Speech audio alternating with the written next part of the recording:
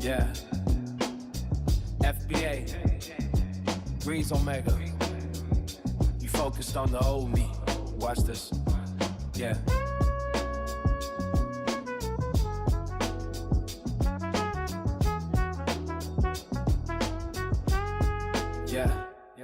Yeah, I'm different, but y'all focused on the old me. The Laker dynasty, the Shaq and the Kobe. Perpetual oyster, yeah, that's the rollie. You riding waves, chasing dicks like Moby. Yeah, I'm in the dark, sounding like a shinobi. Yeah, in your heart, I'm the one that you know, G. Filler packs and the scats with the OGs. Built it on a pillar, not a funeral pie. Breathe, scat pack screaming, on par on the tide. You should've seen the truth straight through the wire. No country for old men. No one's gonna hire. You feeling the sweat, wet with perspire.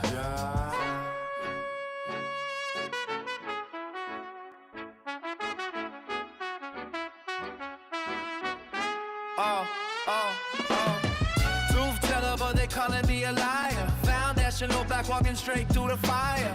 I see the snakes, I see them shed skin. They're banging on the gates of hell, let them in. Tears of a clown, but I'm still smiling. Volume at a 10 while the world stays silent.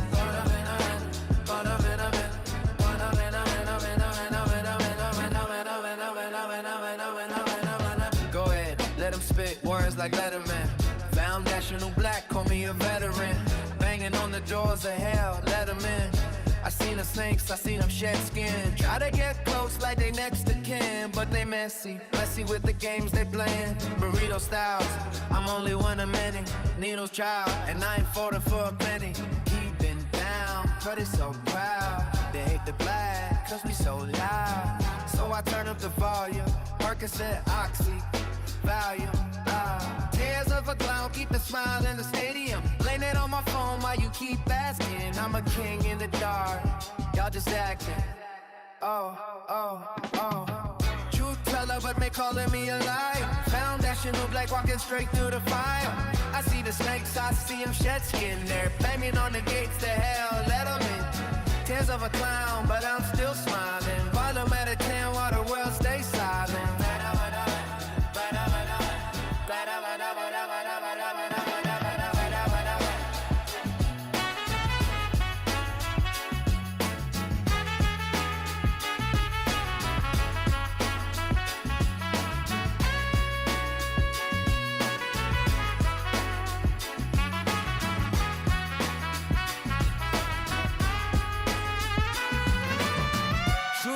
But they calling me a liar. Foundational black walking straight through the fire.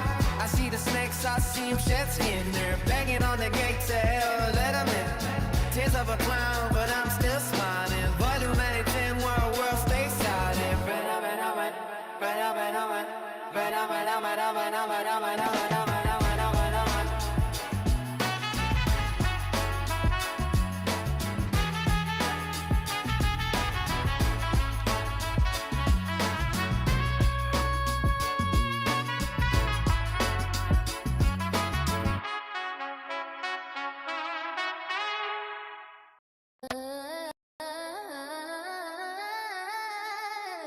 Fall into the atmosphere. Breeze Omega, let's go. I'm sitting here weightless, like it's from the basic. Up by the moon, spaceship parked in the matrix. Time shifting, facelift, watching how the fakes was trapped in the atmosphere. No atlas to lift the sphere, then I woke. Falling through the atmosphere.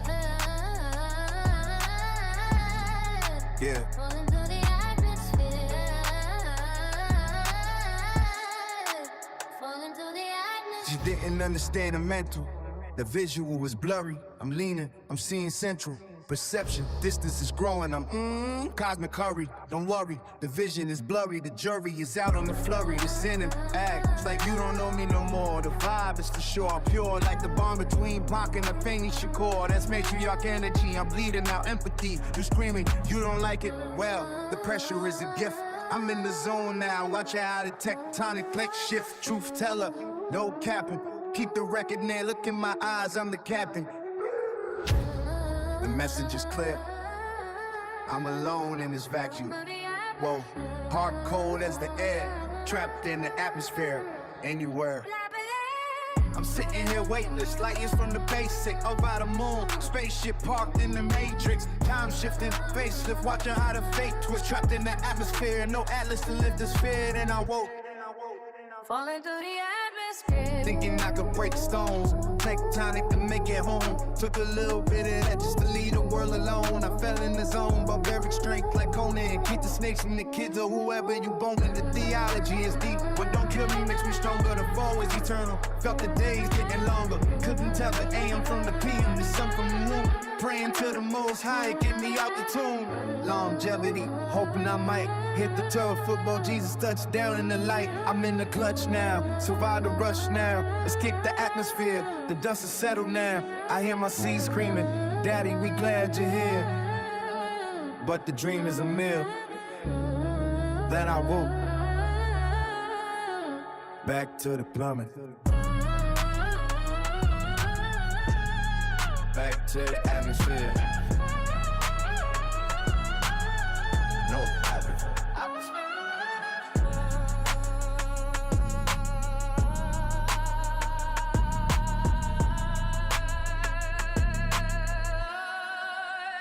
Just me.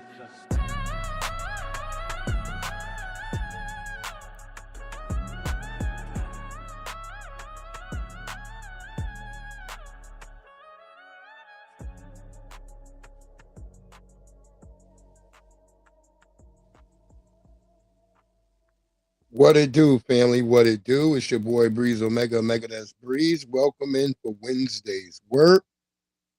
I hope y'all all having a great one. I hope you're staying hydrated because, man, out here it is cold as hell. It's like 100 and well, it's down now. It's down. Earlier though, it was like 102. It was like 102, but I just looked and saw that the temp dropped. Word up, my good brother DSB. Yo, when I saw that video on Jesse shit, I was dying laughing too. You was going in. I was like, wait, who is that? Niggas like, that's DSB going on. Shout out to DSB. Make sure y'all hit that like and subscribe when y'all come in the room. Please share this video out if you can. I appreciate it. I appreciate it. We're going to get into these damn stories real quick. Yeah, it's hot as shit, man. I'm sick of this shit already. I'm at the point where I'm like, what the fuck? I was like, I'm not going to be outside watering no plants all damn day. So I went and got 2 20-pound bags of ice and just broke the ice up and put that shit in all the plants. Because I do container gardening. So I put the ice just in all the containers, like, fuck it. They should be good.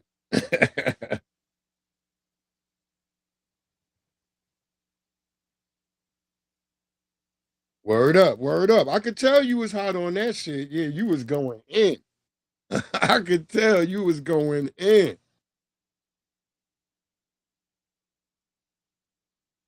I like that. I like that. I like that. I go in yelling at my TV too. I be getting hot too, like a motherfucker. What's got me hot right now is just all these damn tethers. I was listening to Tariq earlier, and I'm listening to this Haitian tether trying to say that the Second Amendment was because Haitians got free. Nigga, that didn't even make any sense. The Second Amendment to the Constitution was ratified in 1789. Y'all didn't start scrapping and tripping out with the French till like 1791, bro. It was the Second Amendment was 1989 because I went in when he kept talking about Google it. He kept saying that to Tariq. So I went and Googled and it's like, yeah, this shit is ratified in 1789.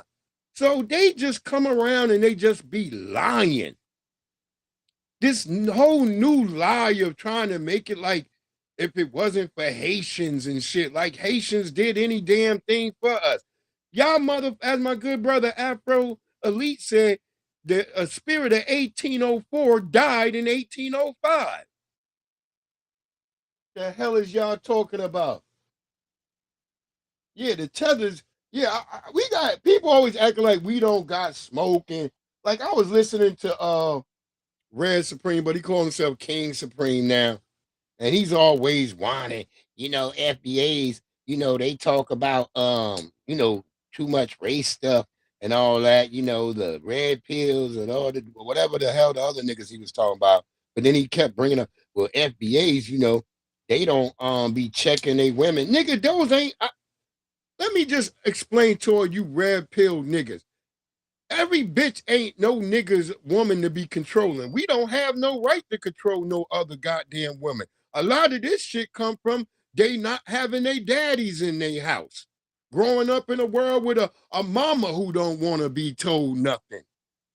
So can you please stop trying to blame foundational Black American men as if we don't check women? The women that are in my circle, in my life, my daughters, aunts, cousins, all like that, I check them. I can't check everybody else's goddamn woman. So you need to get off that shit, King Supreme. You need to really stop that, my brother.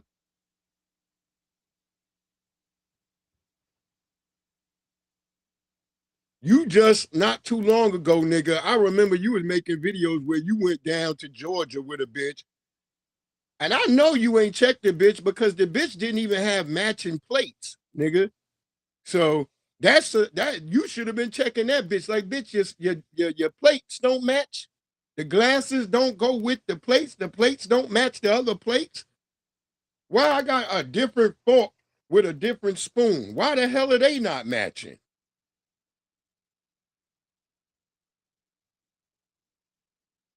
Yeah, I gave up on him. I be trying to watch him sometimes, but he now be saying a lot of weird shit. And it's fine, nigga. It's cool if you want to be in your own lane. But then if you in your own lane, stop mentioning FBA. Cause you need that wave to ride on, right, nigga? You need that wind to blow your sail, right, nigga? If you think there's a problem with FBA, nigga, then stop mentioning us.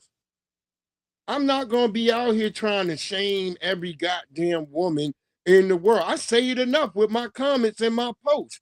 If you follow me on Instagram, Facebook, all that, you know I got a big major problem with bonnets.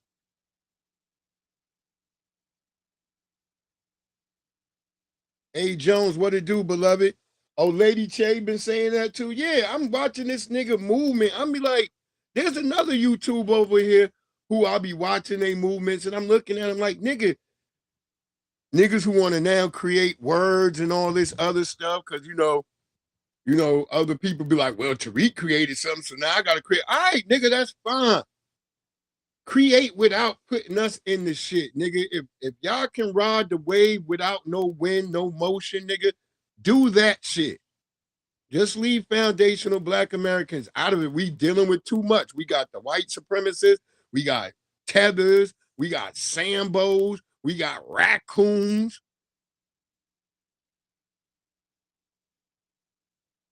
Moist niggas, Asians niggas, Latino niggas. Ain't got time for all this other shit. But if y'all gonna do what you do what you do. Real niggas move in silence. Do what you do and do best. And whatever you find out there in the world that works best, bring it back to your people and do it for them like that. Other than that, nigga, stop riding the wave of saying FBA.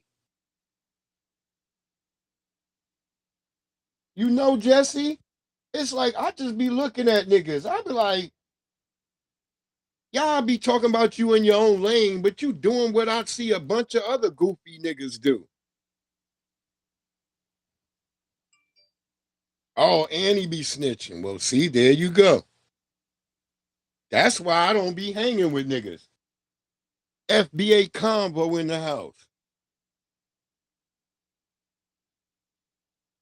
Now I see why these weirdos was acting weird to my brother FBA Combo. FBA Combo just be going around showing love.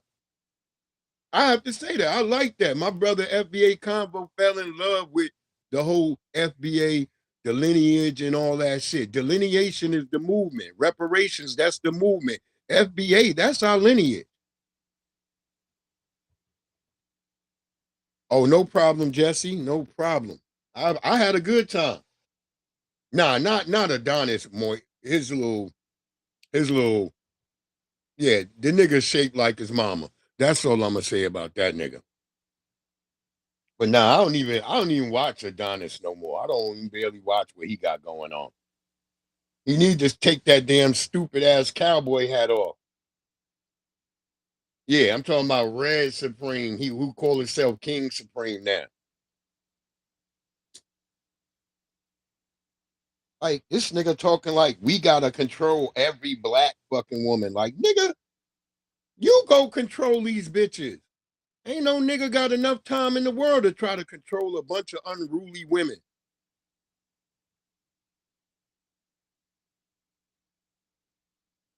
You go over there and try to control these hoes. I'm not doing it.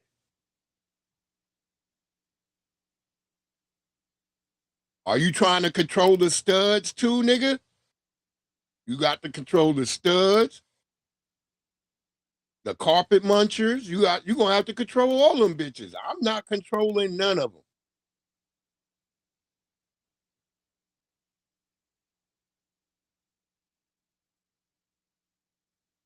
Oh, it was? God damn, what happened to the air conditioning? That's right, young Riaz. Jesse, what happened to the air conditioning? Y'all better call them niggas and make them niggas take y'all down to Home Depot and get a portable air conditioner. I'm telling you, when that heat was hitting me a week ago, 2 weeks ago, when we had that shit up here and it was 111, man, them air conditioners, we couldn't keep air conditioners up in the bitch. Them shits, we had to keep opening pallets with them shits, because them shits was flying out the store, nigga. I had an Indian nigga. This nigga feet was musty. I could tell. I was like, yeah, this nigga we gotta get him his air conditioners quick. Niggas didn't know why I was saying that. I'm like, because I'm just thinking like this nigga feet stink. I hate niggas who come in with sandals on and you can smell their feet. Nigga, if you gonna wear sandals, wash your damn feet. Just like the tethers. Y'all all the way over here talking about y'all came to do better for your life. You can't find no goddamn shea butter in the dollar store to put on your damn feet. I get tired of looking at the heels of you tethers' feet and y'all feet. Yo, the front of your feet and the back of your shit. I'm sick of looking at tethers' whole foot.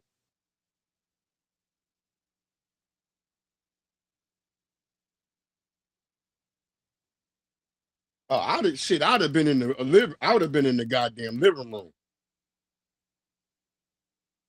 Y'all can't move y'all setup to the living room. Move that setup into the living room. I'd be in the living room. Fuck that. Yeah, they tell her to make them people give her air conditioner for her room. They only like $134. That's the lowest one. And then they go up from there. Yeah, wash your damn feet.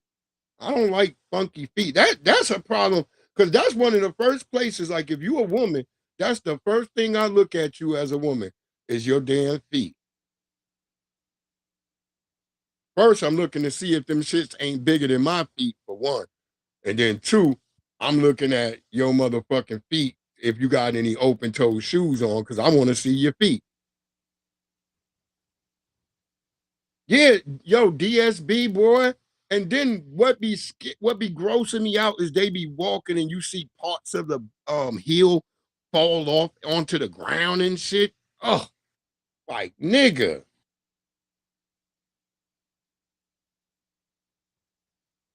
Oh, her brother.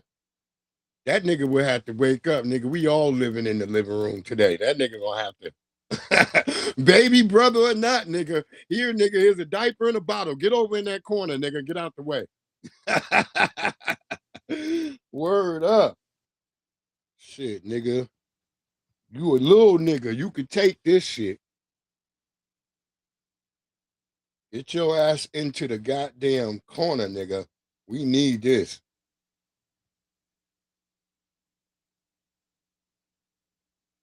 Yeah, they can sharpen a knife on their heels. Them niggas in, that's why they like, no, I can't go to jail, nigga. They can't go to jail because they know every nigga gonna be using their foot to make a shiv off and shit. Niggas is like, move, nigga. I got the nigga foot tonight, nigga. I gotta make 4 of these bitches. Niggas is on that nigga foot with the goddamn toothbrush, rubbing that shit till that shit turn into a point. Oh, he 44. Still, that's 2 years younger. That nigga gotta move. Seniority takes over, Jesse. Seniority. That nigga got to move out the way. Yeah, them niggas in there rubbing motherfucking shanks on a nigga foot. That's why the tellers be crying about jail. Because when they over in Africa, they ain't got no problem with being in jail in Africa. It'd be like 80 of them. They just throw 80 niggas in one cell. Go look at the jails in Africa. It'd be like 80 niggas to a cell. Boy, that's what I tell niggas over here. I bet if they ship niggas from over here and they had to spend a week in jail in Africa, we would have nothing but good niggas in this country. I'm telling you, you see them jails over there, you like, God damn. Project Leroy, what it do? Oh yeah, young Riaz, I was about to ask you about that. I know, Jesse. I'm just joking. I'm just joking and talking shit. Tell her brother we just joking. Even though niggas at Staples don't be doing no work, I ain't never seen a nigga at Staples at doing work. When I used to work next to Staples, I used to go in Staples all the time to get something for the store that we might need for the store. Them niggas just sitting around chatting and just talking. Don't barely be nobody in no damn Staples. I'm surprised Staples still in business. Office Depot went out.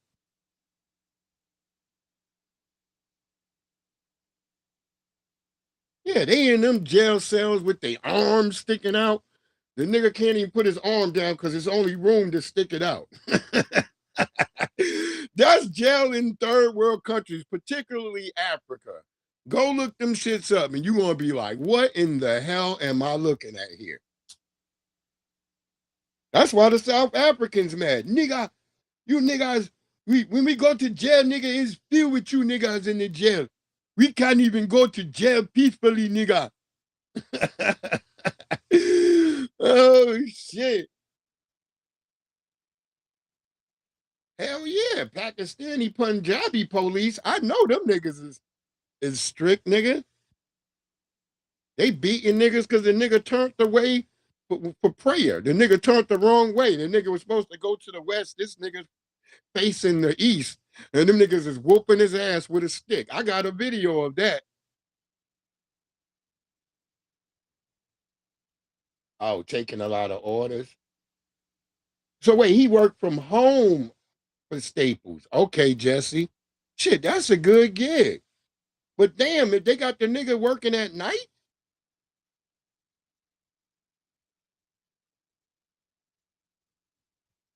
Oh yeah, he's got an overseer. Yep. Yep.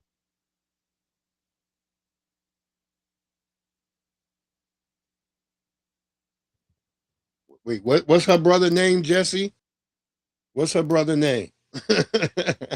I gotta be able to do this right. I need his name. Is his overseer a tether or Latino? Because they brought me a new tether boss. That bitch, she got that big old Nigerian gap in her teeth. She got the Nigerian wig. This bitch tried to talk about, I'm from Nigeria, so of course I know good food. Bitch, have you seen Nigerian food lately? Oh, Daniel? So the boss be like, Ziggy, did you get those orders done? We had 80 orders, Ziggy. The nigga's like, Ziggy, I'm looking at your manual right now, Ziggy. The 80 orders, Ziggy, they got to be done in less than 45 minutes, Ziggy. Nabisco way. You're like, yes, Ziggy. Come on, Ziggy. I'm looking at your manifold right now. And you have to hurry up. These have 80 orders. They need to be processed in 45 minutes or less. So I'll be watching, Ziggy. Because over here I have my number runner and it's giving me a scan of how many of the orders you got done yet, Ziggy. Come on. I know that nigga mad y'all call that nigga Ziggy. You know what Ziggy look like. Ziggy just a big old nigga with a nose. You ever seen the Ziggy cartoon, nigga?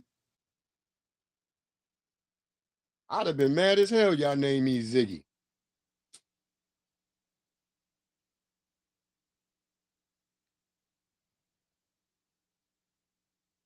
The damn nickname my mama and them gave me was goddamn Dino. They was like, because I would make the noise like the damn dog on the Flintstones.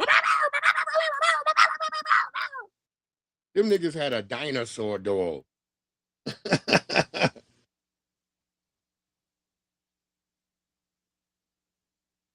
Oh, damn. Oh, you and Lady Che?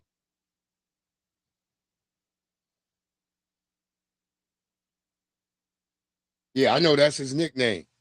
No, I was laughing at the part. Yeah. What the hell Lady Che be tripping about? You always over there. You always loyal. You always doing the right thing, Jesse. What she be mad about?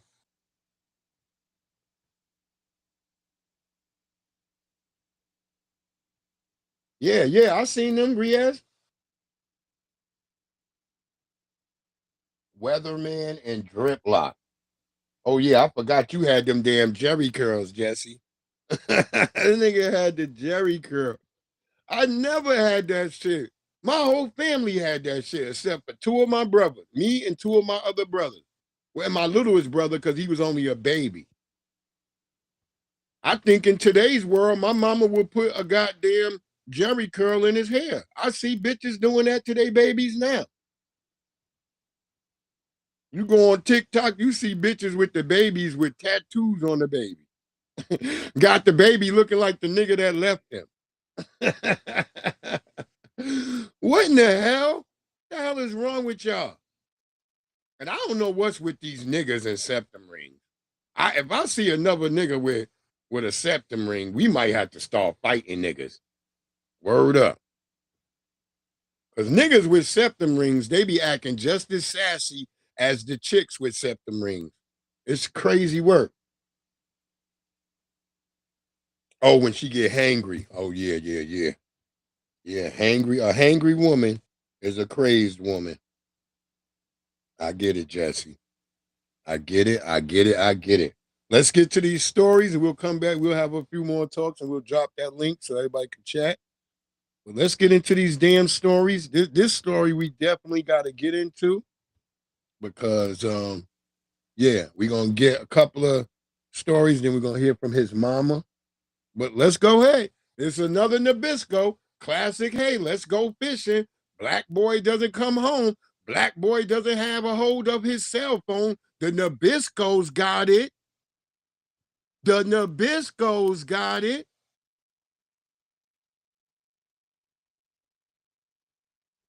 And we're gonna segue all the way back into the Nolan Wells situation.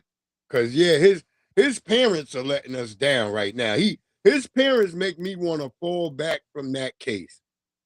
But let's listen to this other kid mama who has some fire for the persons that unalived her child. And they only showing one of the white boys, which I find very peculiar because one of the white boys, they are showing his face, but they're not showing the other white boy when it was apparently from what I'm hearing, because I was on X earlier, and there were 3 white boys with him.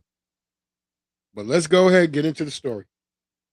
Michael, what it do? 19-year-old Lucas Roper is accused of tampering with evidence in connection to the drowning death of 18-year-old Daniel Irving. Hold on. DSB, you had a Jerry curl too? Oh, hell no.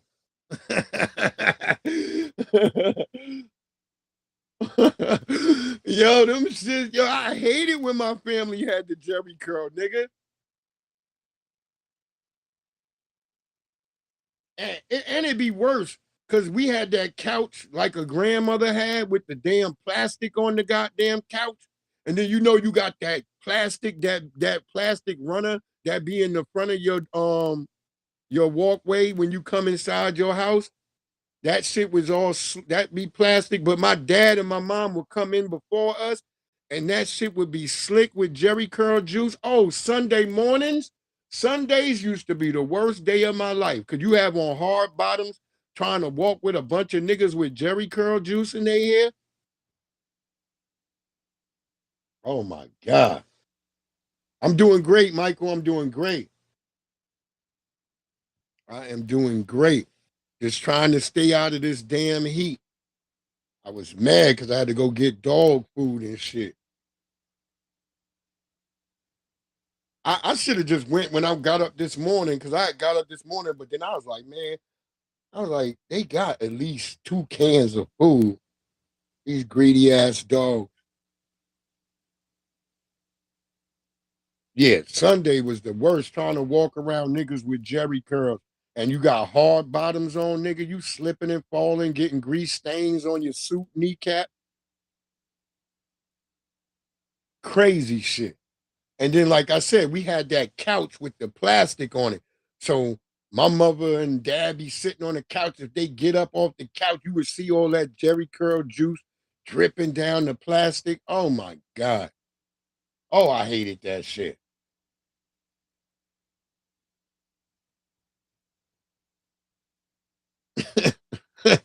Tethers can't talk about that story because Tethers didn't have Jerry curls. You didn't have enough hair to get Jerry curls. Those peppercorn edges would not even get greasy enough. They wouldn't even get wet.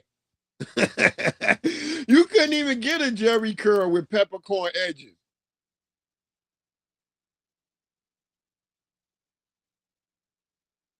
Yeah, the cats is getting fat as hell. Yeah, I saw you had sent me that, Michael. I saw that.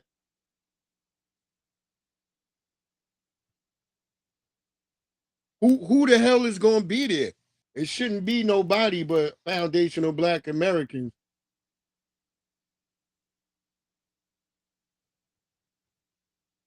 Yeah, them cats, dogs and cats will eat you out of home. These dogs today and cats, they don't do nothing.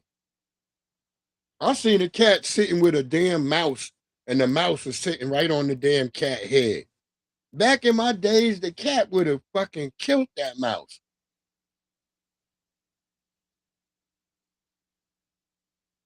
Yeah, Michael, I said I saw that. I said I'm interested, but I was saying who all gonna be there? See, Black people, we gotta ask that question. Who all gonna be there? Even if it's a damn virtual meeting, I gotta ask who the hell is gonna be over there? Okay. Oh, you okay, Jesse? I'm gonna try to. I might try to slide over there.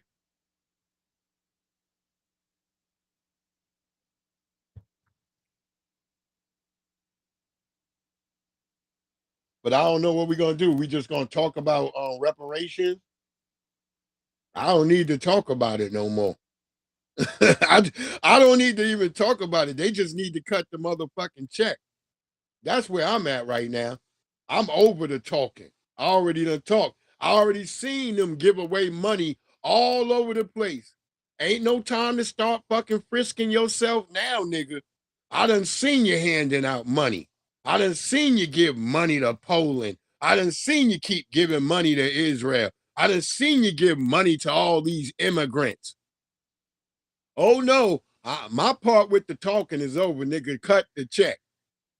Or y'all gonna keep getting the same fucked up people in position and everybody gonna catch hell. That's it.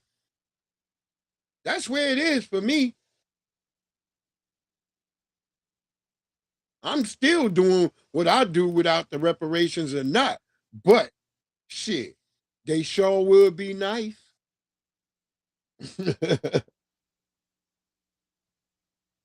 Yeah, money to Ukraine. All these niggas. Bronze Flat Power God, what it do, family? What up? What up, Bronze Reaper? I like what you was I was listening to your shit earlier, Bronze. I like that.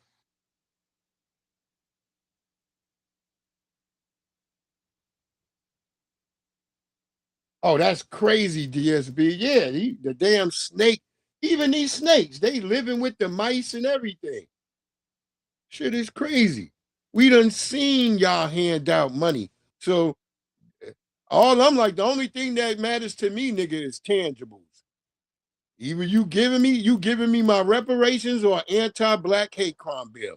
That's it. I don't want no studies. I don't got to talk about none of it. I know where I'm standing. I know what I'm looking for. If you're not giving it, then nigga kick rocks.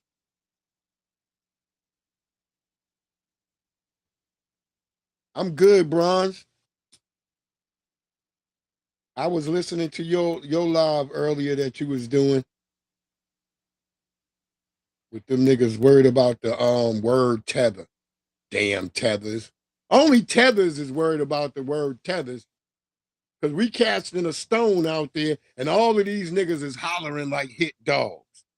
All of them hollering. So I could give a damn.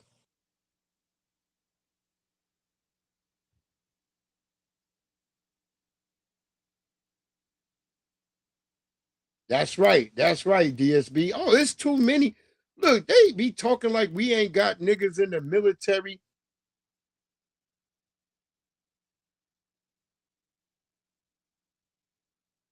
That's right, Bronze. That's right. Stay on they motherfucking necks.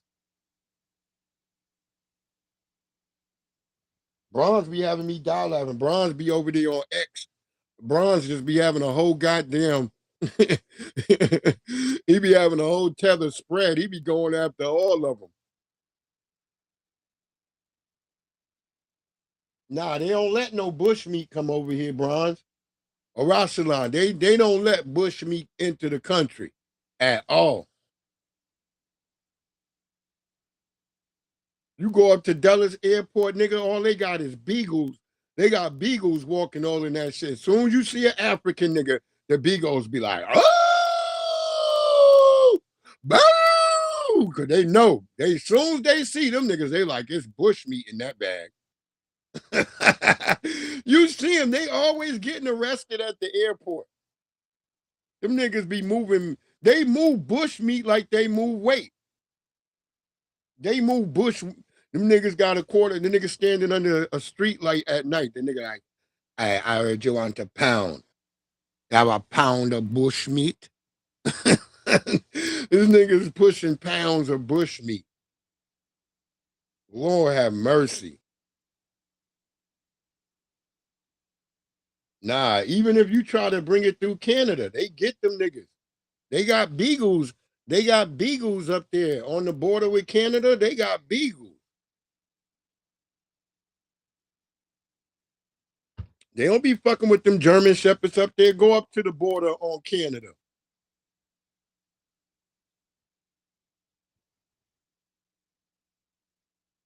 Me and my cousin, we used to drive into Canada from New York all the time. And they have beagles waiting at that bitch for you. Word up, that bush meat, boy. Well, let's get to this story. This devil just looks sinister. This nigga got the Chucky haircut. You ain't never supposed to go nowhere with a white boy who got this haircut. Ever. 19-year-old Lucas Roper is accused of tampering with evidence in connection to the drowning death of 18-year-old Daniel Irving in Lake Ray Hubbard back in April. Irving's body was discovered on April 17th, 4 days after he is believed to have drowned. Irving had reportedly gone to the lake with Roper and a juvenile suspect to swim and go fishing. According to an arrest warrant affidavit, Roper was interviewed by detectives after Irving's body was found. Roper told police after the three of them had jumped into the lake from the railroad track bridge, Irving drowned and Roper panicked. Instead of calling 911, the affidavit states Roper told investigators he deleted all communication with Daniel Irving from his cell phone, adding that Roper confirmed he was aware that there would be an investigation into Daniel Irving's death and he did not want to get into trouble, and states Roper threw Daniel Irving's clothes in the tree line as they fled the location. The juvenile suspect also told investigators he admitted he threw Daniel Irving's cell phone from the vehicle after suspect Roper told him to. We, the family, are deeply inclined, these individuals intended on no one looking for Daniel. Irving's siblings said his young life was full of promise. He had just begun his recruitment to the U.S. Army. He was trained with discipline. He carried himself with a purpose. He believed in building a life of service. This has been tough on our family. Daniel was our protector, and I have nothing but good things to say about him.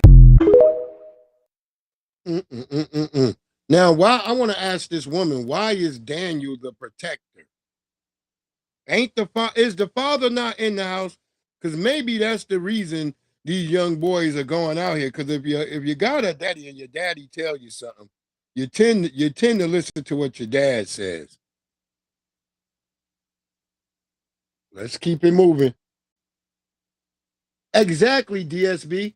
It should raise huge flags. I didn't even need this story to raise the flags for me, because everything from that situation, and like I said, even though I think the law authorities in Mississippi shouldn't be trusted. All you had to look up with Sheriff Ledbetter's goddamn record. Sheriff Ledbetter is a goddamn piece of trash. He had niggas on the police force that he know was going around raping women, and he did nothing about it. So this Sheriff Ledbetter is a piece of trash. Let's keep it going. Daniel left a home with somebody, went out there, Lake Ray Hubbard, with somebody, but nobody called his mother, nor called 911. And even if he did drown, why did it take you 4 or 5 days to say anything? And that's what the family is so disturbed about. Photos from over the years are some of the few things 18-year-old Daniel Irving's family has left. The body of the honor roll high school senior, who was on the swim team, according to his family, was found here in Lake Ray Hubbard nearly 3 months ago. And hand in hand since losing him, his loved ones are desperate for answers. As a mother, I knew something had happened to my child. On April 13, Daniel's mother says 2 males who were her son's friends picked him up from their home to go fishing. She says she couldn't reach him shortly after. I called and texted my son multiple times, and there was no reply. I was immediately alarmed. The next day, on April 14th, she filed a missing persons report with the Rowlett Police Department. Daniel had left behind his driver's license and money, which made her even more worried. After police put out a community alert online on April 16th, Daniel's body was found in Ray Hubbard Lake on April 17th. 4 days after he went missing. Daniel's mom says police told her they couldn't ping his phone before then because of privacy laws. They have been met with delays instead of accountability. The groups say one of the people Daniel was with before he went missing came forward after his body was found and said what happened was an accident. Police arrested 19-year-old Lucas Roper on July 9th, nearly 3 months after Daniel's death, and charged him with tampering with evidence with the intent to ruin it. What about the other kid? Even if he did drown, why did it take you 4 or 5 days to say anything? Y'all only here to ask for truth. Because if you was black, if this was some black kids and 2 black kids ran off, there'd be 2 black faces up there. There would be 2 black faces up there because you would get charged as an accomplice, particularly for not disclosing what happened and being with the other person. Now you're an accomplice. See, they think they could play with us. They think they could play in our face. They keep saying they ran away. They left. But they only charging 1 white boy. Y'all better pay attention to this, family.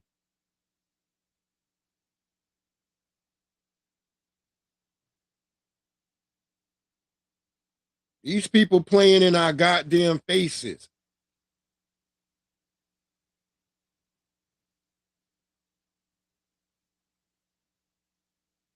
Why y'all keep saying they, but you only got 1 person face up there? The hell is y'all trying to play with us for? We got black kids turning up unalived in these situations, and y'all playing like y'all don't know why. You fucking know why. You know fucking why.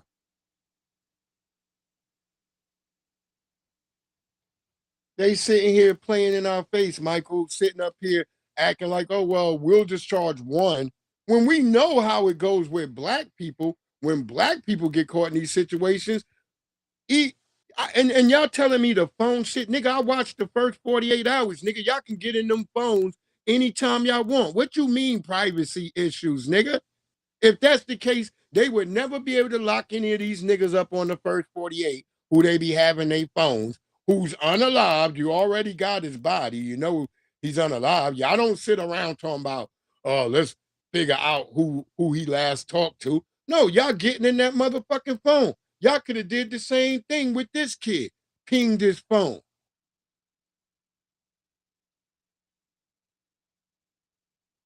Yeah. Oh, white liberals is no different. There's no difference between a white conservative or white liberal. They all have anti-black views. That's what they have. They all have anti-black views, and that's why we need to be looking at all these people with a damn side eye. Keep it going. Let this sister speak, because she gonna say it again. Let this shit ring in your ears.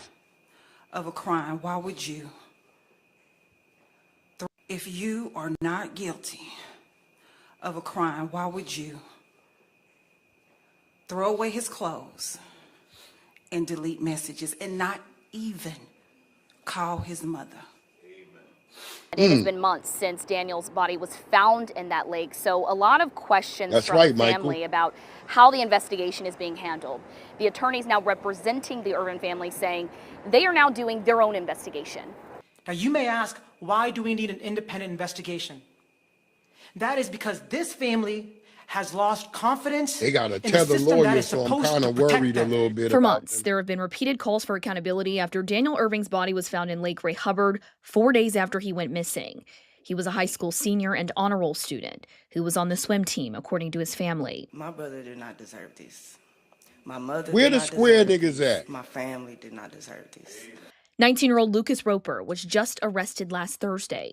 According to an arrest affidavit, he and a 16-year-old boy picked up Daniel from his home to go fishing and swimming. It says they all jumped off a bridge into the lake and that Daniel drowned. The affidavit goes on to detail how the two boys panicked and left him in the lake, threw his clothes into trees nearby, and tossed his phone out the window into a ditch after they drove away. Police interviewed Roper at Saxe High School back on April 20th. When he admitted he deleted all messages between him and Daniel because he knew there would be an investigation and didn't want to get in trouble. Now civil rights groups, Daniel's family, and attorneys question why it took nearly 3 months to make an arrest after Roper's interview. Our family has gone through so much. Yep, that nigga got the Dylan Roof motherfucking haircut. 3 months waiting for the justice system to provide justice. 3 goddamn months, and you still haven't reached the end of the road, beloved. You still haven't. And this is what I want to say. Where the square niggas at? Remember, square niggas tell you if you were square and all that, ain't nothing gonna happen to you. All the what's that clown? Officer Tate, the Hodge twins, all them niggas who say that. But yeah, we got 2 cases of black kids who are exceedingly well-mannered,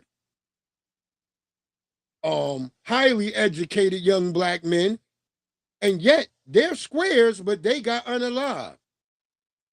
See, you ain't gonna be able to trick Pookie and Ray Ray like that. But Pookie and Ray Ray, they know, hell no, I ain't going nowhere with you. To the pond, to the river, to the lake, hell no. On a boat? Hell no. The last time we got on a boat with you crackers, it didn't go too well. If you believe that out of Africa shit. So nigga, you got to tell your kids like that and be honest with them.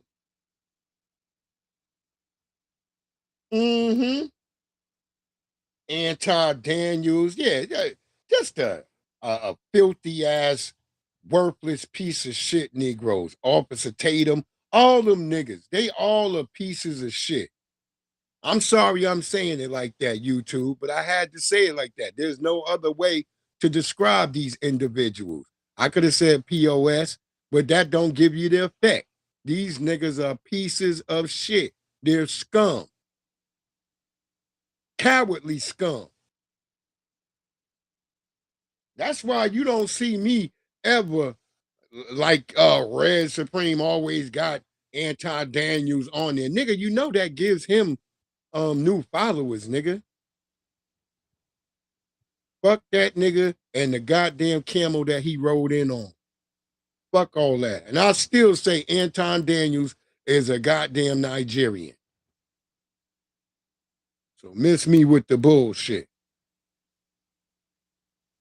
A little bit more from their lawyer. Then we're going to hear from the one and only brother who survived a lynching. Yep, y'all heard that right. The one and only brother who survived a lynching. So we're going to get to that in just a minute.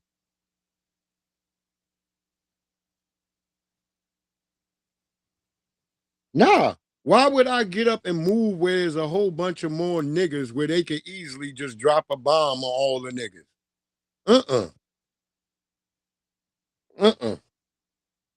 I like it where I'm at right now.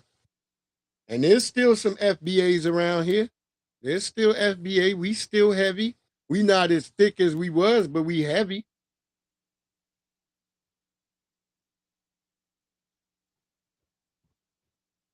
That's a fact. Let's hear a little bit more from their lawyer. Daniel Irving was an honor roll student. He was a member of his swim team. Daniel Irving was an honor roll student. He was a member of his swim team. He was a strong, healthy, young athlete.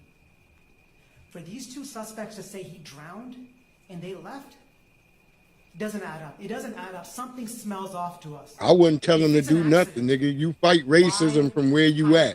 We don't get up and move. Why flee the scene? Why toss Daniel Irving's cell phone out the car? They on the Second Amendment when it's comfortable to Nabisco. We still don't get the Second Amendment right rules.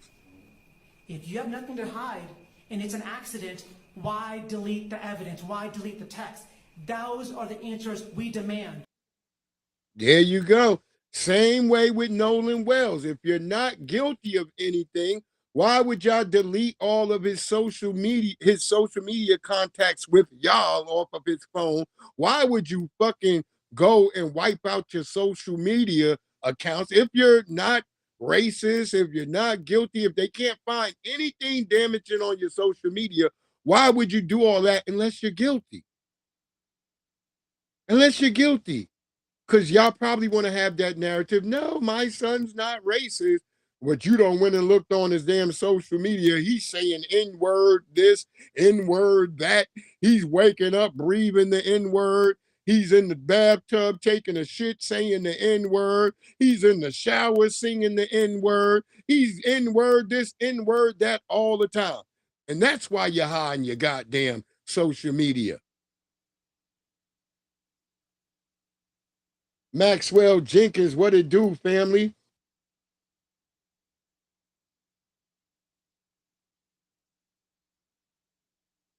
Yeah, DSB, we don't get up and I ain't telling nobody to go nowhere, nigga. You fight racism from wherever you are.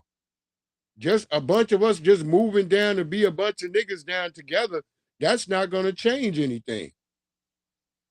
Because we still have to deal with the whole situation that these people turned us into monstrosities. So we're not really supposed to be around each other in large numbers unless we're doing something productive. If we're not doing nothing productive, you ain't supposed to be around a bunch of niggas. Because that vitriol will start to seep out. Because we've been turned into monsters. It ain't like back in the days where your mama and them, they could help her friend down the street and they would be cool and there wasn't no animosity. You can't help niggas today. Not today. The nigga you help today gonna be your downfall tomorrow because that nigga don't see it as help. You see what I'm saying? So that's why we can't do all that running and joining together in one. Yeah, so the Nabiscos can just drop a nuclear bomb on us. That's exactly what they would do. Remember, they have the military might that backs them up.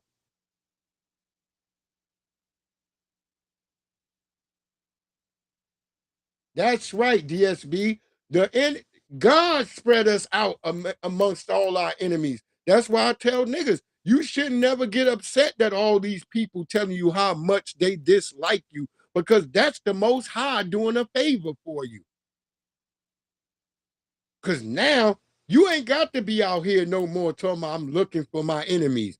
Here they are. They all arrayed in front of you. So you should praise God that you can see all your enemies. Because now all that energy you would waste going to look for them when God has delivered them right before you in a buffet. That's what you're supposed to be on.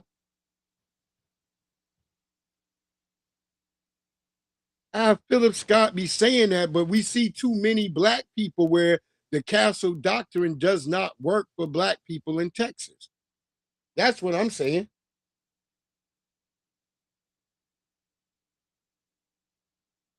Yeah, it's better to be spread out. I know a lot of black people be lamenting about it like, oh man, I wish it was more of us. No, my nigga. Be happy that you spread out and be happy when you find like-minded comrades. I got a sister that moved out here 10, 15 years ago that I met. I just met her at my store. I was at work and the sister walked up to me. She said, oh my God, baby. She said, can you say something? I'm like, how y'all doing today? She said, oh my God. She like, because her husband was Claude. She's like, Claude, he is one of us. I told you. Because she's like, Lord, we done moved out here. My husband done got us, because he got transferred. We done moved out here. She's like, you the first real black face I saw. She said, because they got black people, but if you know what I'm saying, baby, they not black like us. I'm like, yes, beloved. This sister started grabbing my cheeks and everything. I'm still friends with her and her whole family. They be inviting me over, and my kids, they invite us over to barbecues and all that. When my wife passed away, she was checking on me like every day, and she was bringing me over food and shit.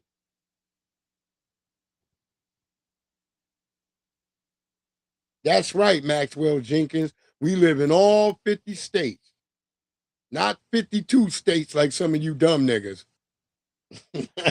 Niggas be trying to slide Puerto Rico and shit in there. And some of the tellers, wait, the U.S. Virgin Islands? No, nigga, that's a territory. Nigga, there's a reason we made you a territory. Like, here, nigga, we'll give you a little bit of something as long as you stay on this island.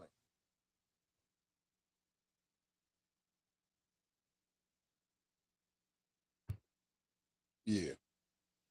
Philip Scott, look, I like Uncle Phil, but he be wrong on a lot of things.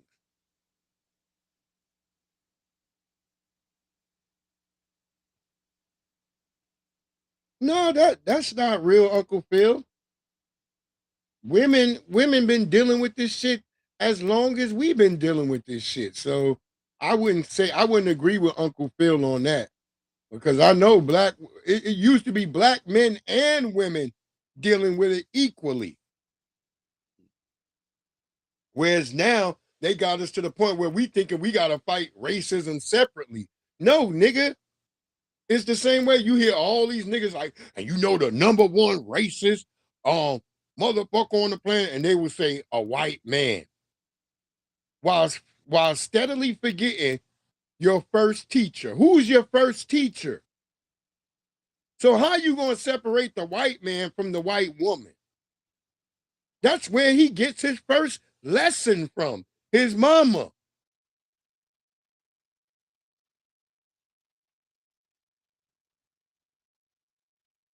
So when you see those little white kids and they kind of act like and they little and they act like they scared of a black person, that's because they mamas put that into them. They mamas put that into them. I can always tell the little Nabisco children whom parents haven't put that into them, because them little babies is like, hi, hi, hi, and they asking you questions. So you know they already got that part lined up, because when you ever talk to an adult, Nabisco, what's the first thing they do? Start asking you a whole bunch of questions. They don't talk to us, they ask questions, nigga. It's like in a damn examination when they come across us. Exactly. Your mama. Your mama. That's right, Project Leroy.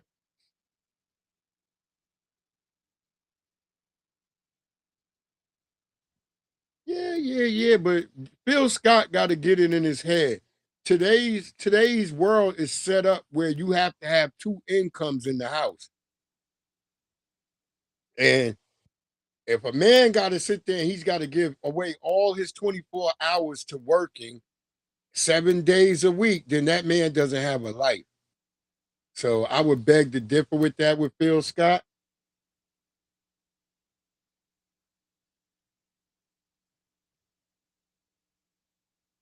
Yeah, well, they're not giving out enough money to men like that nowadays.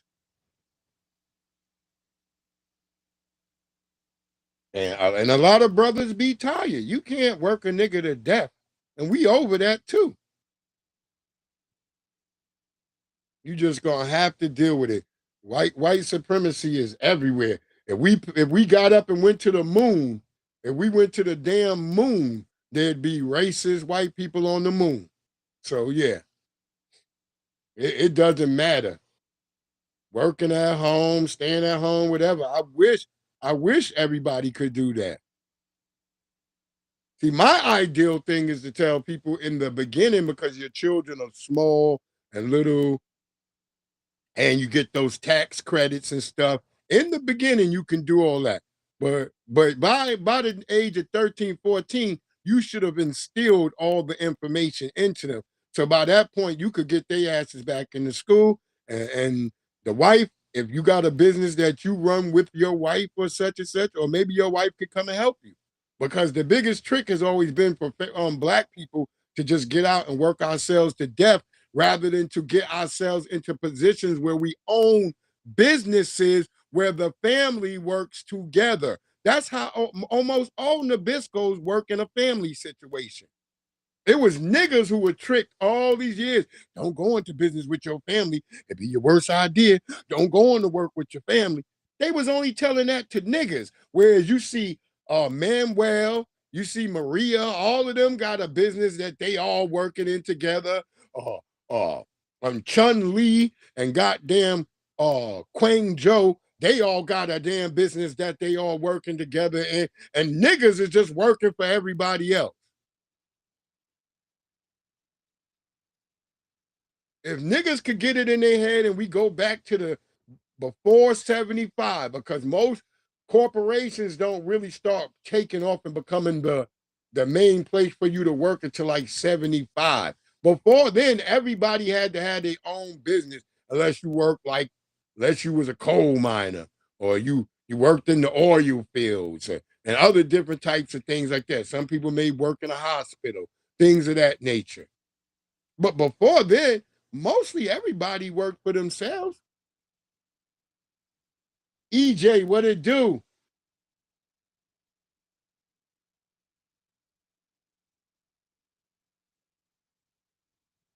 These are the goddamn facts.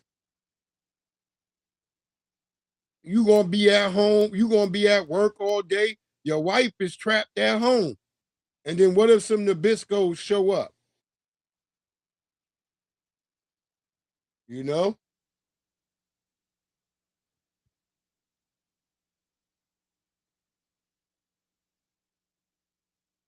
Remember, black women were the number one women staying home. Hence the need why white feminists had to push feminism on black women so they can get black women out of the house. You know how mad them Nabisco bitches used to be when they would listen to a black woman who's like, yeah, particularly in the 80s where they're like, yeah, I stay at home with all my kids. And then the Nabisco got to listen to that and she want to stay home too.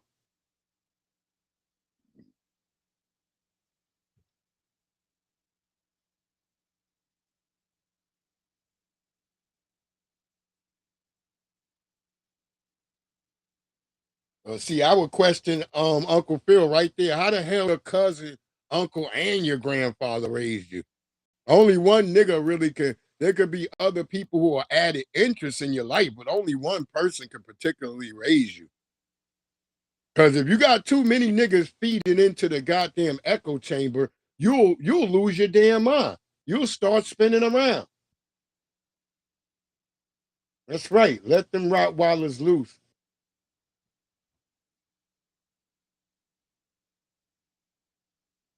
Yeah, DSB. And the funny shit is DSB, we were once the lenders in this system. We weren't always the borrowers because after 1921, all the insurance companies were held in the hands of black people. Black people were the only ones who had capital to lend out after the Great Depression. That's why I was just talking about this in my live the other day when I was talking about where most insurance companies were all black owned. Most of all this insurance companies that you see right now, all that shit started out the minds of black people, off the pockets of black people. And then when the other white Nabiscos, just like they hijack everything else, when they saw how much money they could make through the insurance company, that's when the white Nabiscos got involved in it. That's why it became corrupt. Yeah. It's like my nigga said, call it in case shit happen. Let's stop calling it insurance and call it in case shit.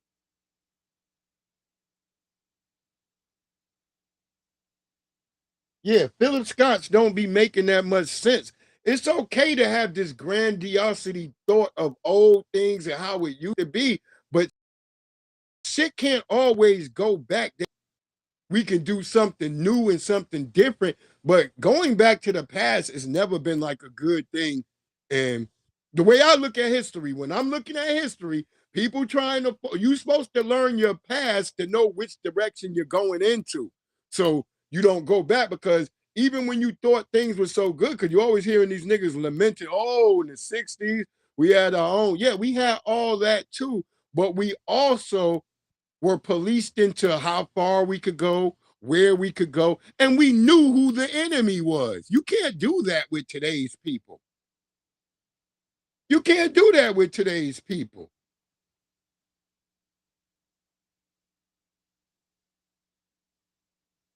That's right, Maxwell. Yeah, we got to be.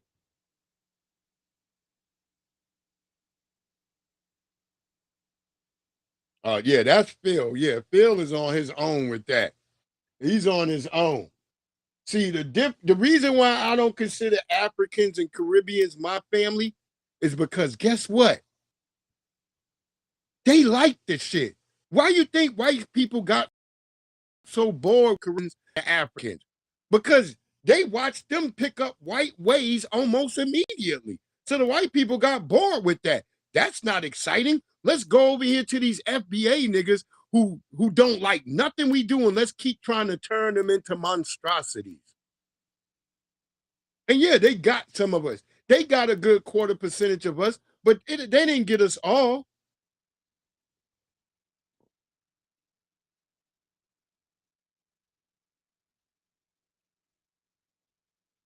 Yeah, Philip Scott. See, that shows me, Michael, right there. Philip Scott is out of touch. When you said to FBA women in the past that thank God I'm not your president because welfare spending will be cut immediately. Black people don't even get that much welfare. Black people don't even get that much welfare. So Philip Scott is a dunce for saying that right there. This is what, about 3 to 7% of black people might get some type of interstate funds. We don't get that much. The number 2 people on welfare right now are Nabiscos and Latinos. And then the number 3 ain't even black people. They say others.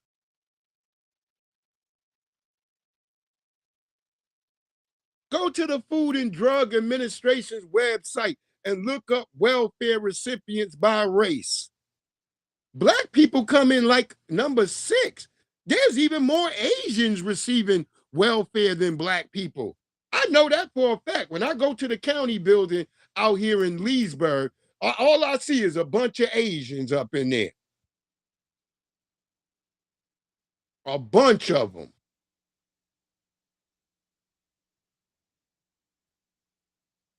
Yeah, that's right, Project Leroy. Yeah, that's right. Yeah, yeah. I agree with some of his business acumen, but some of his shit is not ain't there either.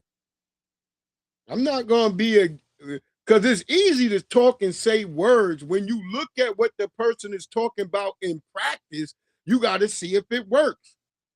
If it's not productive to me, I'm not gonna even fuck with what a nigga got to say. That's how our other brother, the nigga was scamming everybody. The nigga who was supposed to build all that shit up in Tulsa. What's his name? You don't even see him no more. He's a goddamn scam artist too. I forgot that brother name, but I know he got Tariq and all of them. J Morrison, is that his name? Jay Morrison? The brother Jay Morrison. See, black people have like 1 to 2 scammers around. And once the nigga get caught scamming, that be it for the nigga. Cause once we be like, nigga, That's why you see him pop up every once in a while asking for money and shit again. Like Dr. Umar. Dr. Kubar is a scammer. Most scammers are Pan-Africanists. Nah, not Cornell West. Yeah, Jay Morrison. That's right, Jesse. Jay Morrison. Jay motherfucking Morrison. Nigga's a goddamn scammer. See, this why I don't like never bringing none of my ideas to black people, because that's all y'all start doing is looking at a brother with suspicion. As we should, nigga. This ain't the first time, nigga, you ran away with money and you went to jail, nigga. You went to jail for 8 years, nigga.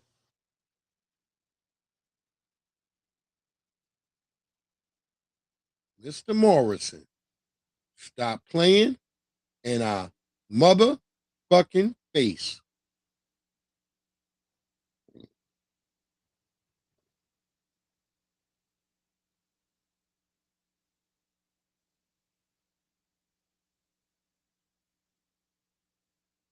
I know Dimitri K. I don't know about Donovan Sadiq. He might have been the nigga that I was getting into beef with over there on Uncle Phil shit. Yeah. That's what I'm saying. And Maxwell, we were so liquid. Our having our money not in the system is what saved black people. That's why you ain't see no niggas jumping off no rooftops and killing themselves, because niggas had all the money. Our money was within our system. We weren't putting money. They didn't let us have a bank. They didn't let us have a bank. Hence why niggas start running numbers. You got all this cash sitting around. You can't put it in a bank. Dimitri K, she all right, but she say some questionable things too at times. She says some real questionable shit. I be looking at her like, she looked like a gargoyle, like she just came out of stone or something. That's why I don't trust her, because she look weird.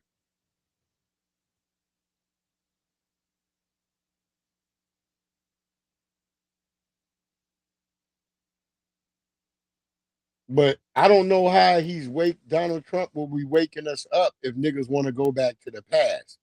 Because you would just let them niggas stay asleep and it would just go back to how it is. Donald Trump ain't wake nobody up. All Donald Trump is doing what he naturally does. We already had him as president once. He ain't doing nothing different than he did in his first term. Black people should have been all the way up. All Trump did was open our eyes to what the way these tethers talk about us. That's all Trump did.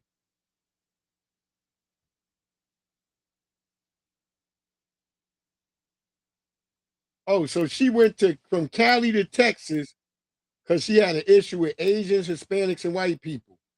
Well, guess what's in Texas? Asians, Hispanics, and white people. That's what's in Texas. They everywhere. The goddamn Three Stooges. They're everywhere.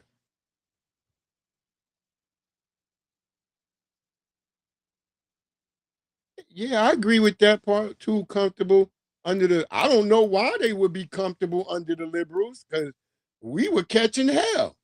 We were catching hell under Obama, catching hell under Biden, and we would have definitely caught hell if we would have let Kamala wash her greens in the bathtub, Harris become goddamn president. It would have been even worse than it is right now.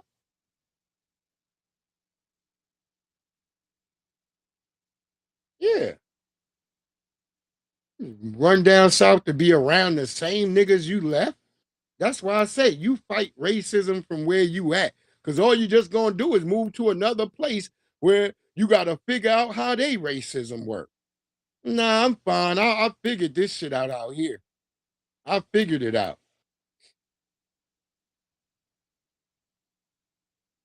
Run down south so you could be around the same niggas, and you gotta figure out how they move down here.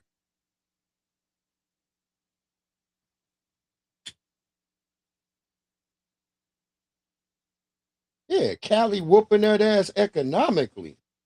Because you go to Texas, all you go to Texas is Asians, Latinos, and white people down there with a rack of tethers. Now you got a rack of goddamn tethers. Everywhere you go, there's tethers every goddamn where.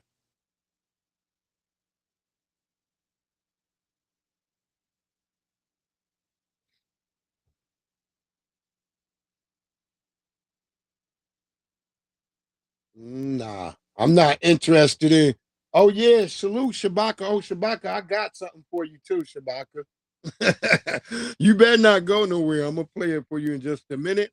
But let's get to the brother, the one and only survivor of an actual lynching.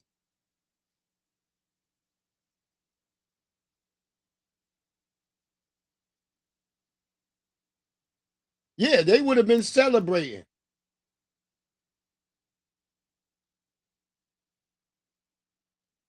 Yeah, she always talking that voting shit, DSB. That's why I stopped kind of like watching her.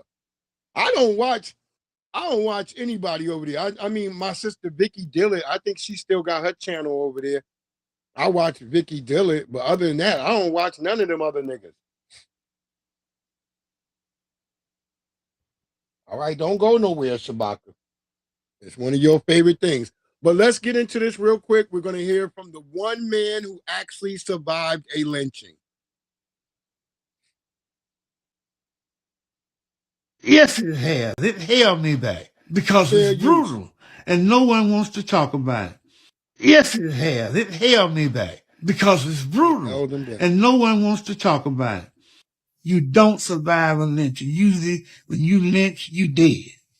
I just happened to be one man that was saved. This is Winfred Rembert, a leather artist from Cuthbert, Georgia, the only known survivor of a lynching in the United States. His whole life, he has suffered trauma from that night. He had to take medication just to get to sleep. And even when he did, he could only manage 3 to 4 hours of sleeping. He's going to talk about the night that he was almost killed by a mob of white men. This happened in 1967, just 59 years ago.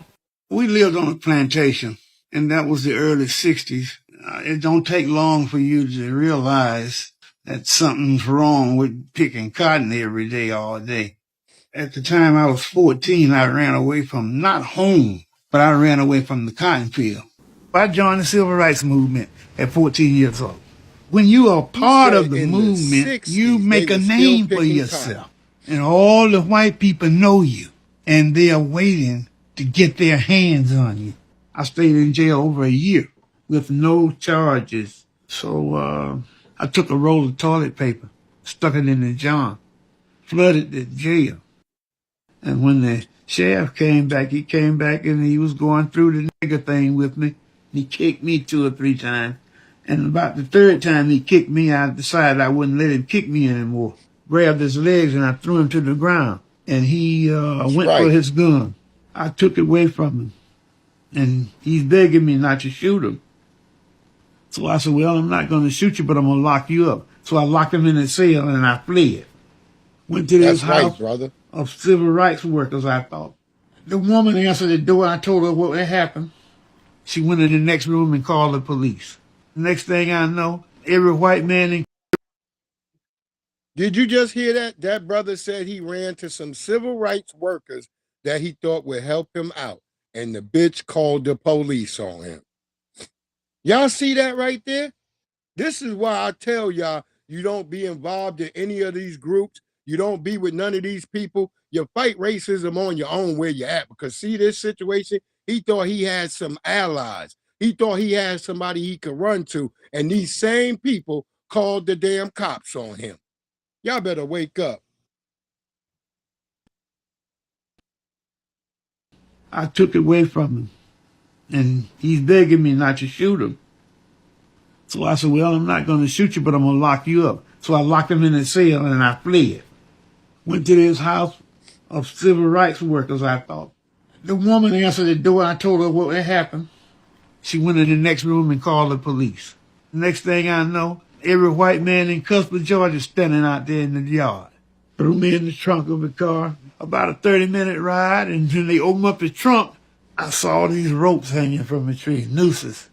When they put the rope up around my feet, pulled me up in the tree, here comes the deputy sheriff that I locked in the cell. And he's got a knife. Nigga syndrome. And he come up and he grabbed my private parts. That's the drawings of what happened. He took his knife and he stuck me. They was going to castrate me and then hang me and bury me. I was 19 years old. And there I am bleeding like a pig hanging up in the tree, ready to be slaughtered like a hog. And then another white man grabbed his arm and told him, don't do that. So we got better things we can do with this nigga.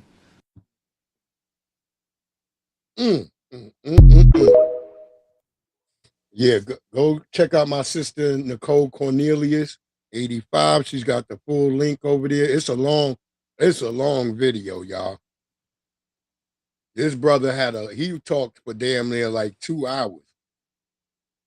But that brother survived, and they were doing other things to that's why I'm glad it ends right there, because it gets more graphic. And I don't think we could have had all what happened to him over here on YouTube. I think they would tell. But if you can, go over there and check it out. Yeah. That brother survived. He was lucky. Because in the full story, you'll find, if you go listen to the full story, because I was going to try to chop the story up, because that's what I was thinking about, just getting the whole story and then chopping it up into clips and shit, and maybe like kind of like skip over some of the graphic shit. But I think we need to hear this fully, because this is something I think a lot of Black peoples don't know about, what these people will do to you, and all the torturing. All the stuff, they were burning him. Oh, they were smoking cigars and burning cigars into him, doing so much stuff to him. Oh, they had fun.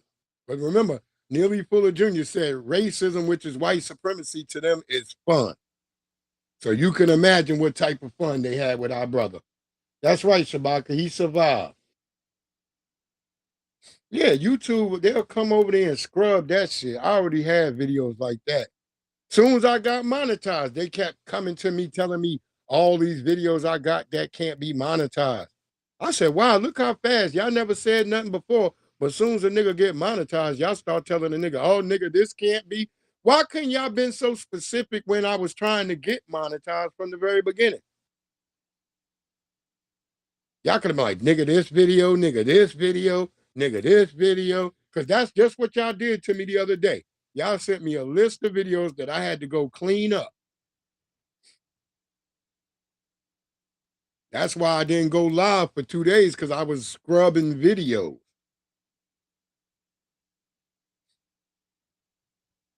Let's go. We begin this morning with Lee Cowan and a disturbing moment in history that still haunts one American city more than a century later. In downtown Wilmington, North Carolina, stands a memorial that's pretty easy to pass. This is the 1898 Memorial Park. 6 bronze paddles stretching toward the sky. These 2 gray stones have a brief summary of what happened here in Wilmington. I wish niggas Plaque would is hard to stop with read all in them places, dumb not because the paddles. words have washed away, but because what they say is so hard to believe. This is the only piece of land that is dedicated to remembering the families that were slain and taken away from us. Why is it so There hard aren't to many believe, tours that tell Nabisco, the tale, that white but people Cedric are the Harrison only says people who led a he's coup determined on this to make country? it known. The first thing we have to do to solve this problem is education. One of my elders always told me, if you knew better, you do better. Not far away is Wilmington's first press. Let me just say this. That whole when you know better, you do better, that doesn't work on Nabisco. So you thinking like you got mostly black people and a few old white people out there. Ain't no young white people out there to hear this goddamn story. So I wish some of these niggas would stop saying dumb shit like that, because that don't work on the Nabiscos, because they already know all this. They know what they've done. That's why they so hostile every time one of them get caught doing something wrong to us. You don't get hostile if this is something that you like, well, I don't really know, and I don't know how this happened. No, you have a history of this. You have a history of this.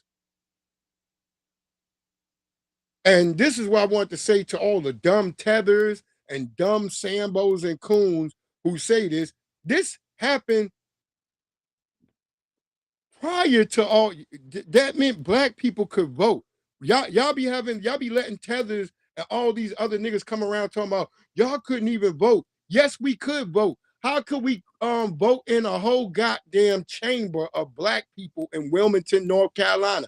That shows you how many black people was in Wilmington. But they let a bunch of Nabiscos from the outside of the town come in and throw a damn coup. A coup d'etat. Haitian tethers, since you don't know nothing about that. In church, where parts of that story live too. This is a church I grew up going to. I was baptized here. Lauren Collins, now a journalist at the New Yorker magazine, pointed us to a stained glass window in the back dedicated to someone named Colonel Walker Taylor. As a kid, she didn't know the stories behind men like him, but they weren't the only mysteries about her hometown, she says. I always had the sense that there was something. And your church still got those off, stained glass windows and they ain't take them down. Turns out knowing that that Colonel the white Walker man Taylor was a terrorist. was a celebrated white supremacist back in the late 1880s. Exactly. And so was the pastor. When I learned this, everybody was a white shocking, supremacist at and your it church. was personal. Loving a place doesn't mean lying about it or lying for it. The church is making efforts to come to terms with the past. The city of Wilmington as a whole, however, has been a bit slower. In her new book, They Stole a City, Collins unravels the darkest chapter, the only successful coup in our nation's history. Never heard about it? Well, most folks haven't. There are people that I've asked to talk to who haven't wanted anything to do with me. But there have also been a lot of people who are ready. In 1898, Wilmington was a prosperous, integrated city. Blacks and whites shared political power and leadership positions. It was a model for the New South. Still, not everyone accepted about it or lying for it. In class, mostly Southern Democrats. They explicitly centered their campaign around the issue of white supremacy. Literally, they had a book, How to Build This White Supremacy Campaign. It was not secret like it would be today. That's Tom Keith. His grandfather was B.F. Keith, and one of the few white elites in Wilmington who pushed back. As he saw the white supremacy campaign develop, he wrote everybody, the governor, senators, someone's going to get killed. This is not going to end well. There was even a white Declaration of Independence drawn up, written in part by a wealthy businessman named Hugh McCrae. Hugh McCrae III is his great-grandson. Do you think he was a white supremacist? By definition, yes. The scary thing that strikes you is that I'm convinced that these folks thought they were doing the right thing. And the right thing, according to them, was to purge Wilmington of all black influence. And on the morning of November 10th, 1898, that's just what they did. So this is where the angry mob came at during 1898. Starting with the city's only black newspaper. The Daily Record, that black-owned newspaper, was on the second floor in its own office space. They set the building on fire and then posed for this picture. Every time I see it, sends chills down my spine because there's a pride in it. There is. They have this look of flushed satisfaction. It's a trophy. But that was just the beginning. The mob then made its way here, to the crossroads of 4th and Harnett Streets. A shot rang across the intersection, and almost immediately, 3 black men were dead. In the hours that followed, a cart fixed with a rapid-fire machine gun advanced through town with impunity, like a primitive tank, firing at will on the largely unarmed black residents. No one really knows how many the mob murdered that afternoon, but historians generally agree the number ranges from dozens to hundreds. I love you, Grandpa. One of the victims was Joshua Halsey, a black laborer and father of 4 girls who, according to notes taken during the conspirators' meeting, was singled out to be killed. It's in the minutes. When you see that Josh, get that Josh. Your great-grandparents must have walked across this bridge all the time. All the time. You see, Joshua had sued the city after his wife Sally tripped and injured herself on what was then a poorly maintained bridge. His rightful legal action put a target on his back. Boy, they hate They were building a life. They owned a home. Boy, they hate were the upstanding mother. citizens. So the only guilt was being black. Elaine Brown, his great-granddaughter, says he was All shot these 14 Nabiscos do times not like in the head truth. as his wife Sally watched. She, like many other black women and children, Come was on, eventually Restream, driven play out the of town. fucking video.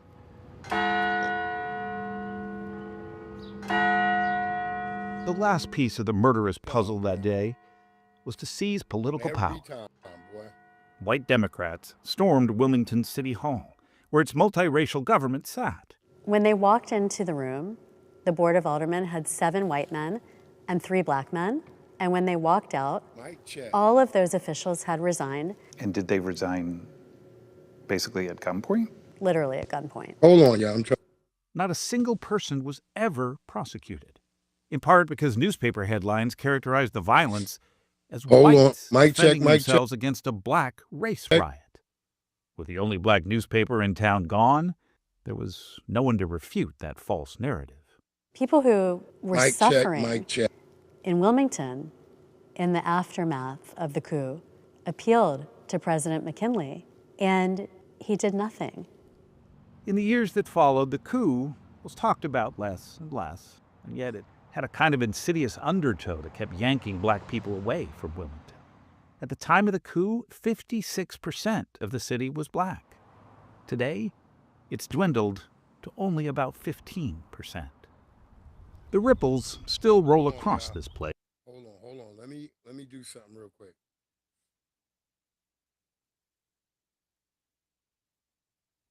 They explicitly centered their campaign around the issue of white supremacy. And that's not an anachronism, that's what they called it. There was this demonization of black people in political life and an explicit drive to evict them from any political role of power. It was a fear campaign, clearly. Absolutely. Fear, hysteria, misinformation, and grievance.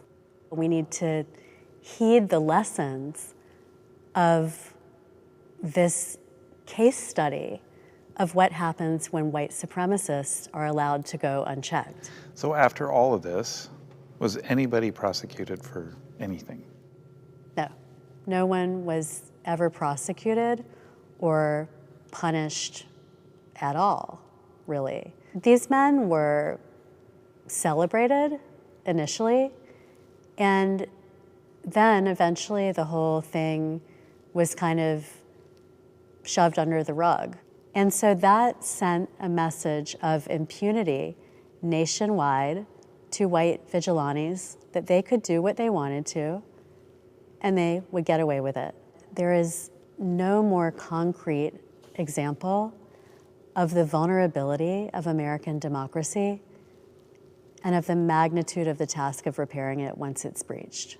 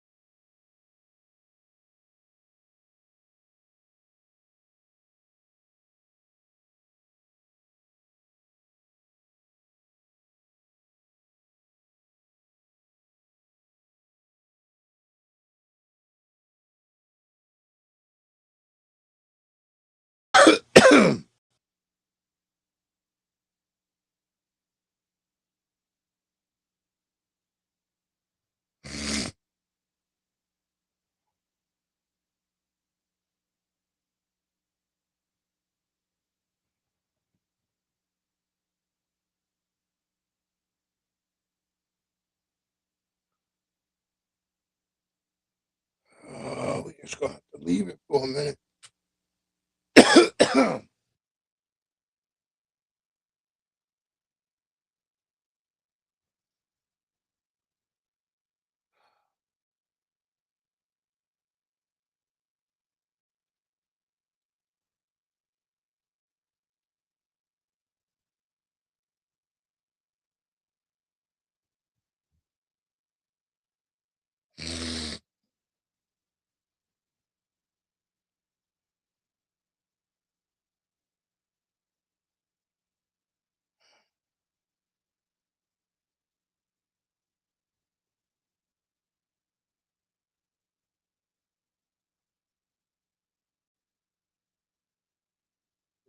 Time is not moving. Nothing is working.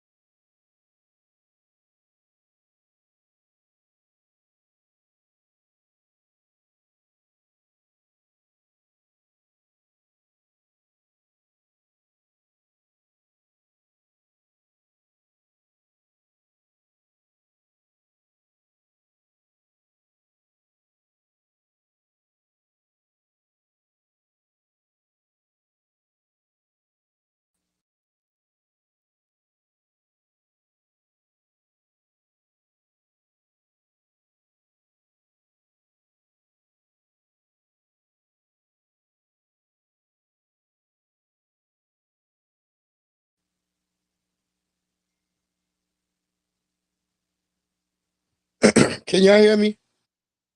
I didn't restart it yet, so hold on.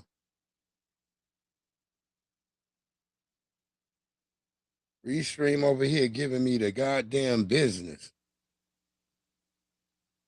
All right, yeah, we didn't have that on there. Let me remove that. They explicitly centered their campaign around the issue of white supremacy. And that's not an anachronism. That's what they called it. There was So I'm not going to need that short video. Let me do these videos again real quick. I'm here. I'm back. I think I'm back.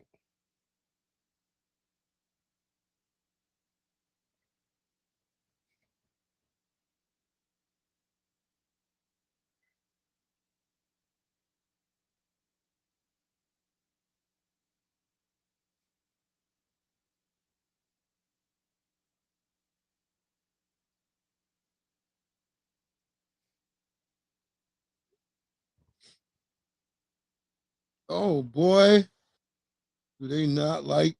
They don't like the truth. I tell you that much.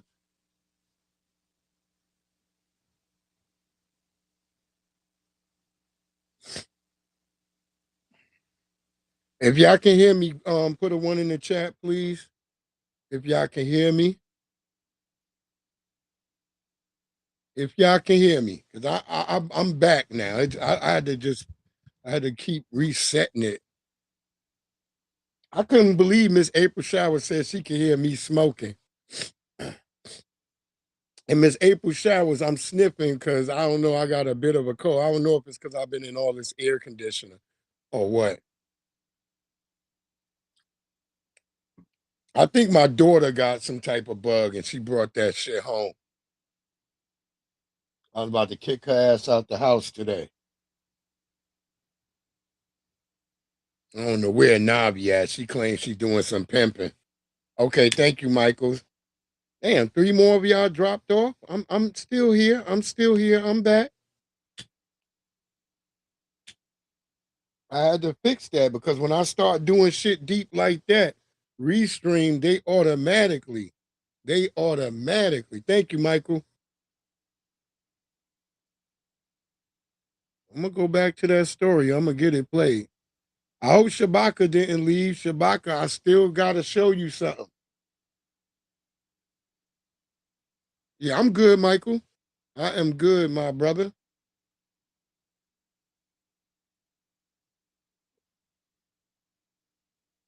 Let's try to get through this damn story. Good Lord, Restream, it's just the truth. We begin this morning with Lee Cowan and a disturbing moment in history that still haunts one American city more than a century later.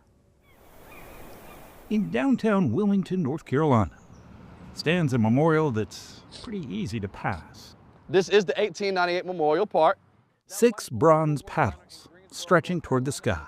These 2 gray stones have a brief summary of what happened here in Wilmington. The plaque is hard to read in places, not because the words have washed away, but because what they say is so hard to believe.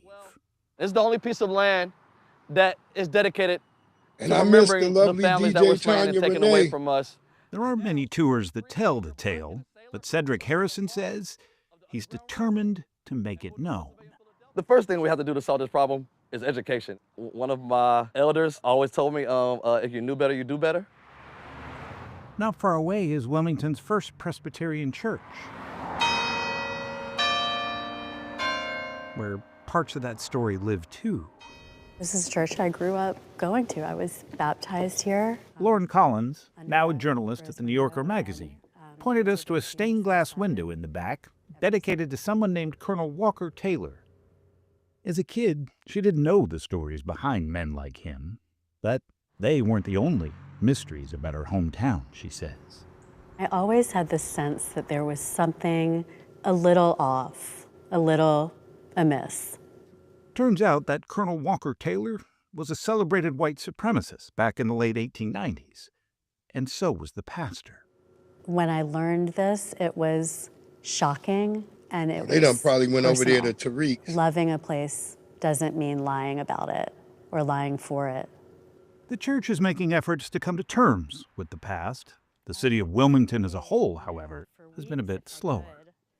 In her new book, They Stole a City, Collins unravels the darkest chapter, the only successful coup in our nation's history. Never heard about it? Well, most folks haven't. There are people that I've asked to talk to who haven't wanted anything to do with me. But there have also been a lot of people who are ready. In 1898, Wilmington was a prosperous, integrated city. Blacks and whites shared political power and leadership positions. It was a model for the New South. Still, not everyone accepted the path that Wilmington had taken, especially the former slave-owning class, mostly Southern Democrats. They explicitly centered their campaign around the issue of white supremacy. Literally, they had a book, How to Build This White Supremacy Campaign. It was not secret like it would be today. That's Tom Keith. His grandfather was B.F. Keith, and one of the few white elites in Wilmington who pushed back. As he saw the white supremacy campaign develop, he wrote everybody, the governor, senators, someone's going to get killed. This is not going to end well. There was even a white Declaration of Independence drawn up, written in part by a wealthy businessman named Hugh McCrae. Hugh McCrae III is his great-grandson. Do you think he was a white supremacist? By definition, yes.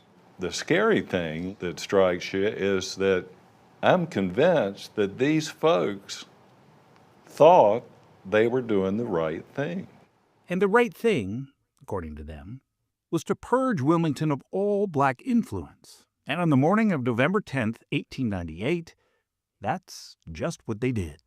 So this is where the angry mob came at during 1898. Starting with the city's only black newspaper. The Daily Record, that black-owned newspaper, was on the second floor in its own office space. They set the building on fire and then posed for this picture.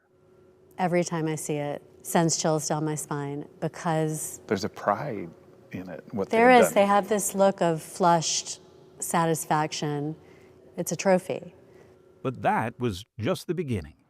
The mob then made its way here, to the crossroads of 4th and Harnett Streets. A shot rang across the intersection, and almost immediately, 3 black men were dead. In the hours that followed, a cart fixed with a rapid-fire machine gun advanced through town with impunity, like a primitive tank, firing at will on the largely unarmed black residents. No one really knows how many the mob murdered that afternoon, but historians generally agree the number ranges from dozens to hundreds. I love you, Grandpa. One of the victims was Joshua Halsey, a black laborer and father of 4 girls who, according to notes taken during the conspirators' meeting, was singled out to be killed. It's in the minutes. When you see that Josh, get that Josh. Your great-grandparents must have walked across this bridge all the time.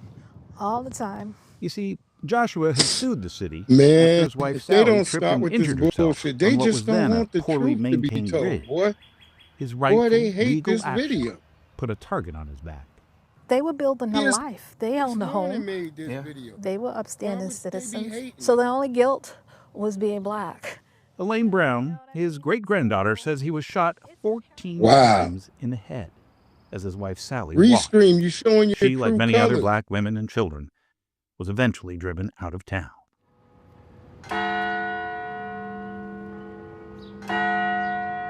The last piece of the murderous puzzle that day was to seize political power.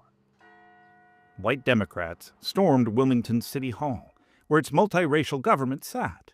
When they walked into the room, the Board of Aldermen had 7 white men and 3 black men. And when they walked out, all of those officials had resigned. And did they resign basically at gunpoint? Literally at gunpoint. Not a single person was ever prosecuted, in part because newspaper headlines characterized the violence as whites defending themselves against a black race riot. With the only black newspaper in the town same way gone, white people there do was the media no one to now? refute that false narrative. People who The were same suffering way- in Wilmington in the aftermath of the coup appealed to President McKinley, and he did nothing. In the years that followed the coup, Piece it was of talked shit, about McKinley. less and less, and yet it had a kind of insidious undertow that kept yanking black people away from Wilmington. At the time of the coup, white people walking around like of the city Wilmington was never black. did nothing. Today, it's dwindled to only about 15%. The ripples still roll across this place. Those who opposed the coup, like Tom Keith's grandfather, are still often thought of as traitors. Just ask his distant relatives. One of my cousins, when I was about 4, he's thumbing down 421. Some old farmer picks him up, starts talking to him. Finally says, well, what's your name, son? He says, Julian Keith. The guy slams on the brakes and says, you're a damn Republican, get the hell out of my car. 50 years later. Wow. The echoes are just as strong for Hugh McCrae III. Much to his surprise, some see his great-grandfather's participation in the coup as heroic. He said, your grandfather saved Wilmington. I was shocked. We think it's then, but it's a lot of that is still with us. Is there like we've been room saying, for forgiveness? There's always room for forgiveness. We have to start telling the story the way that's that why it they is, picked her up. because That's why they talked to her. we need I bet justice the and we other need people healing. wasn't like, ain't no forgiveness. And healing doesn't come That's why they got with her. lies. It comes with the ugly truth of things. We gotta pluck that out. As for Lauren Collins, They said, let's those find us a odd big old questions mammy about her with a hometown of funny hat. Wilmington That's have been why they answered. got her. Not satisfied, not understood, but answered factually. I feel a part of this story, and I also feel that it's incumbent upon white people like me to know this history and to grapple with it and to shoulder the full truth of it, even when it's uncomfortable. That y'all were a bunch of terroristic type of people. That's who y'all all come from. Y'all all still alive. Your granddaddy, some of you that were the children of them people still alive. This is why I tell people we need our reparations. It's aggregated at this point.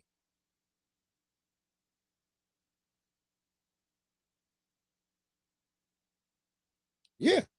And y'all gonna pay what y'all owe. I've never forgiven no devil. I don't even treat with the devil.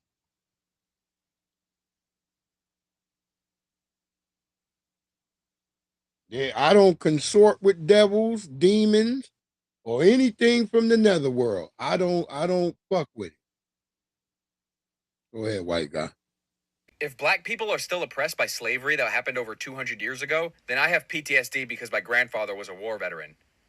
You see, that makes no fucking sense! You're right, mate. That doesn't make sense, and that's because the two things you're comparing have nothing to do with each other and is a false equivalency. PTSD affects people on an individual basis. This dude speaking some truth, but he looked like a damn killer. If I saw him in the dark. If you did not witness it, then you're not going to have that condition. Whereas with slavery, it was a multi-generational institution that lasted hundreds of years and affected millions of black people. Of course, that's going to affect multiple communities. And that's going to affect younger and future generations because slaves weren't compensated for their labor and so had nothing to pass down onto their children. And when enslaved people got emancipated, they weren't given any reparations to start communities with, which further disenfranchises them and affects future generations. Then, through the introduction of racist laws, they were purposefully held back through facing discrimination in housing, employment, and education. And, what's worse, areas with predominantly black populations were severely underfunded, which means those citizens were not allowed to catch up to their white counterparts. Black people today aren't still oppressed just because of slavery. They're also oppressed because of all the things that have happened since then to hold them back.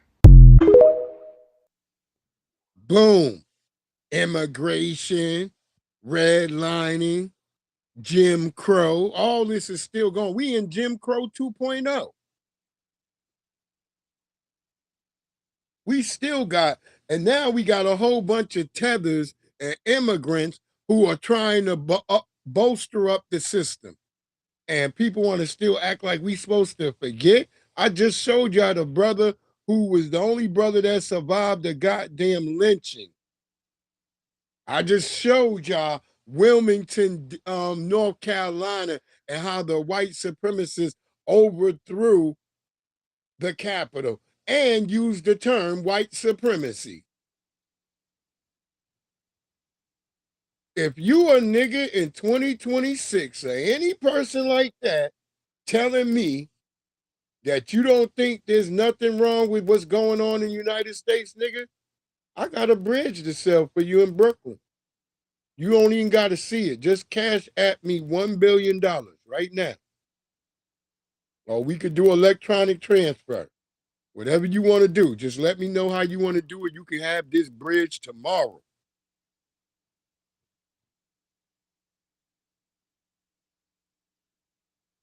Yeah, none of them, Miss April Showers, appreciate you. But yeah, none of these people. I'm showing you black people who survived a lynching. I'm showing you what they did in Wilmington, North Carolina. I'm showing you what went on with the boy, because we gonna get back, because we about to head towards Nolan Wells right now. But I wanted y'all to see this thing right here. And they talk about DC, because there is a major rat problem in DC.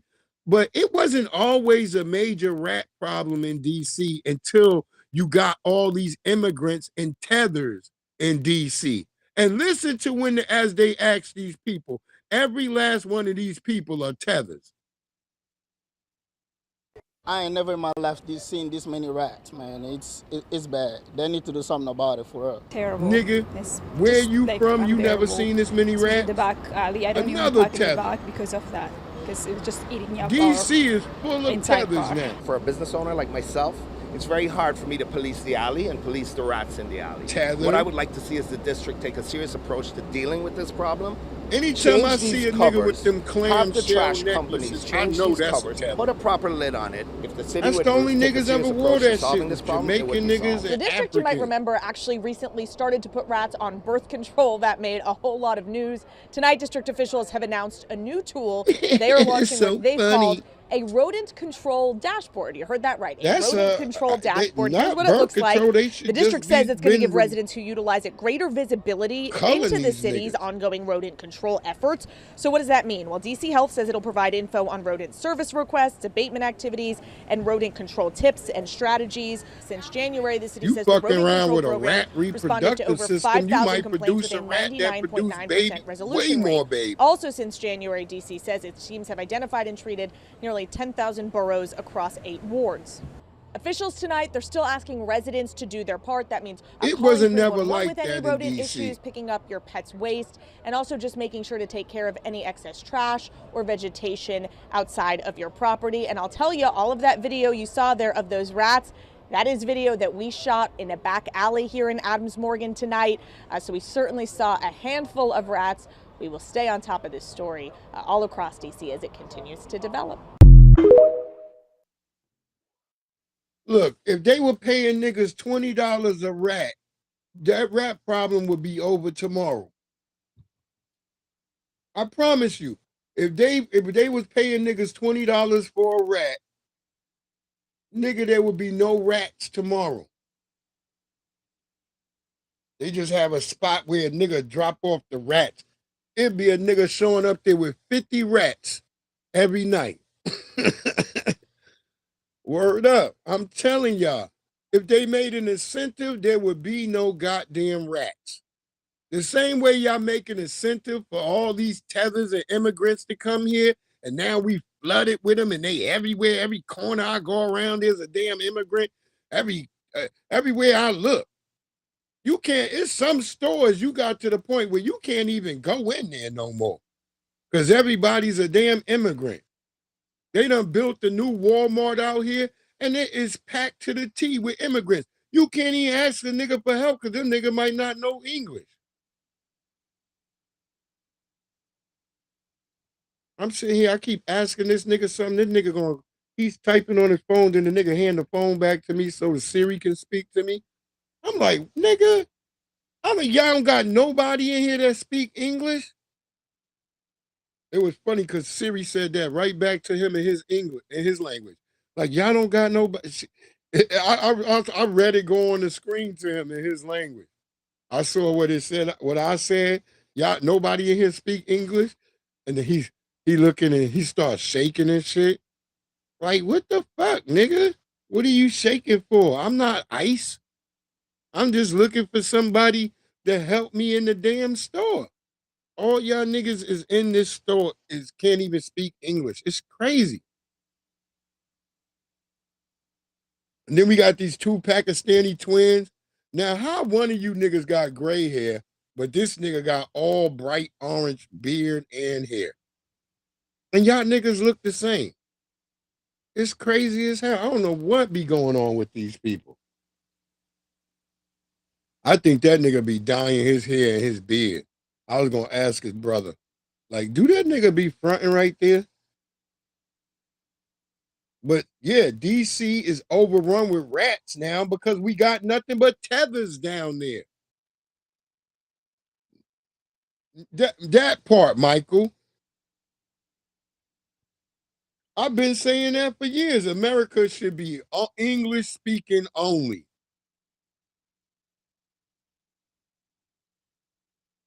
Fuck is all these people here and they can't speak a lick of English? Fuck is wrong with y'all?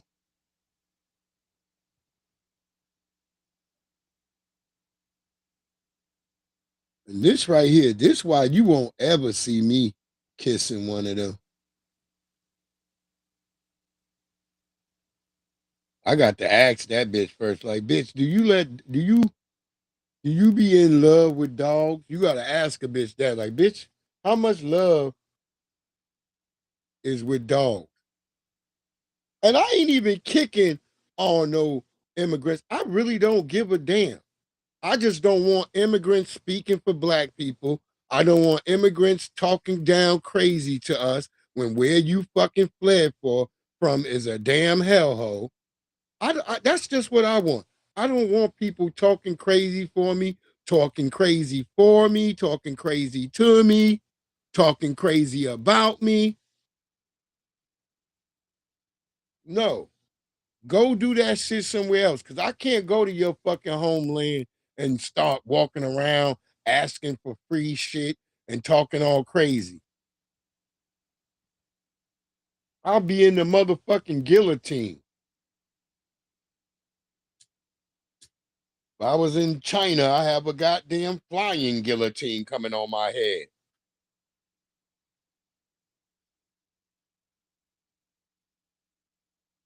We the only people let everybody come over here, take us, because that's why that whole African shit was the worst thing ever for us.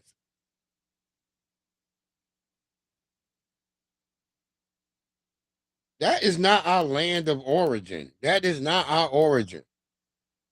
And then when they tried to create that fake ass origin story, we should have woke up then.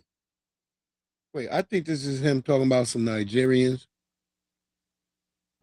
34,000 Haitians were deported in the month of June alone. Oh no, there's a bunch of Haitians in the got DR deported. in the Dominican Republic. Now this brings this number up to 196,321 Haitians that have been deported in the first half of the year of 2026. We haven't even made it through the whole year, y'all. Y'all I want to say what 5 more months but I see will you be a niggas complete getting year. deported. But yeah, all within the first goddamn half world. of 2026, Don't nobody want to put up with y'all. Same with Nigeria. 321 Haitians have been deported out of the Dominican Republic. Their weekly goal is 10,000. Now I don't know if Haitians are the only immigrants that they're deporting out of the DR, but that's the only immigrants that they're reporting on that they're deporting. Is it a revolving door? Is some of these immigrants, these Haitian nationals that they deport, do they revolve back to the DR? As you can see in the vehicle above me, Lord knows, who knows the number of those people that was tucked up in this vehicle. Man, I pray for the transmission on this vehicle. But anyway, yeah. So 10,000 a week is their goal. And so far, halfway through the year, it's been 196,000. Wow. Damn. So even over there in the Dominican Republic, they don't fuck with y'all. That's crazy. That's like your next door neighbor. And they don't want to fuck with you. This here, folks, is why you better be thinking about when you out here and you want you some Nabisco love. This, you better think about this right here.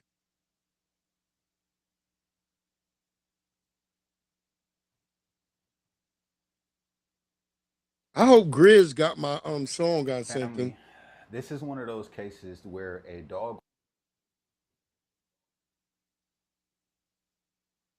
Wait, hold on, go back.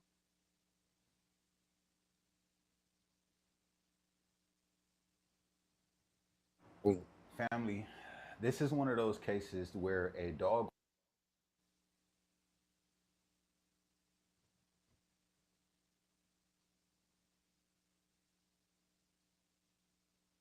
Why did he lose the scent?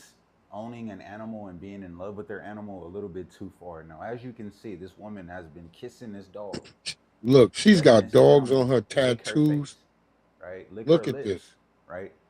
Now, as a black person, this is 100% out of pocket. I would never let any animal put their tongue on my face or my lips. That's what I'm saying. Don't she know the dog be licking his ass all day? Some people have fetishes. I don't know if she has a fetish. I don't know if this woman was trying to go viral, but she did, okay? If you are an animal person, is gross. And you let your animal that you know sniffs other animals' asses, licks, eats other animals' feces, you're sick. And I'm not ashamed to say that or view you like that, okay? People who sleep with their animals, you guys are on some 15th century European BS, okay? So so when I see y'all doing it, it lines right up to what your ancestors may have passed down to you, okay? Because the sleeping with animal shit is completely out of control in 2026, okay? Now, animal people, dog people in general, have had a good run, okay? But I think now everyone is fed up, okay? I don't like your dog. You love your dog. I don't, okay? I don't want to smell it, okay? I don't want it to lick me or sniff me, okay? I don't want to be inconvenienced at a restaurant because there's an animal on the side of you scratching for its life, okay? I don't want Labrador fur in my salad, okay? This is fine dining, but when dogs are here, I'm good. Everyone's good, okay? I'm speaking to the dog people. Kissing your animals, sleeping with your animals. We are all looking at you people the same way, okay? No one cares what you say. No one likes your animal the way you do. Just like no one likes my kids the way that I like them, right? Just to put that into perspective, okay? Keep your animal at home, and while it's at home, stop kissing it in the mouth. I do too, Miss April Showers. You dirty bastard. Yeah, that shit is gross. I mean, they bring dogs everywhere now. Like, I don't even know why. Like, there's some dogs, I get it. Like, the old nigga, his wife passed away, and his best buddy is this dog. Well, it's a big ass German Shepherd. And the dog always is happy when it sees Home Depot. I've seen this shit with my own eyes, too. I've been outside, and this Nabisco come rolling up, and the dog is just howling. Like, oh, the nigga's just going off, going crazy. He going ham. So this dog loved Home Depot. And I realized when the nigga came in, I was scared of the nigga at first. I'm like, this nigga is big as hell. This is like a damn wolf. I ain't never seen a German Shepherd that big. But I've never seen it pee on the floor. I never seen it like do nothing. It just come up to you and it want to rub on you and get petted on. But I just don't be liking all that dog hair. But when you touch them hairy dogs, a whole bunch of hair come off them niggas. You be like, damn, it's a lot of fucking hair. I couldn't have a dog like that. I be pissed with Momo with what little hair she got right now, huh? And Lily, they don't got like long hair.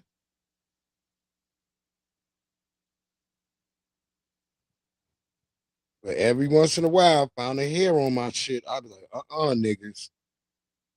You been up on some shit. Stay off of here, nigga. Word up.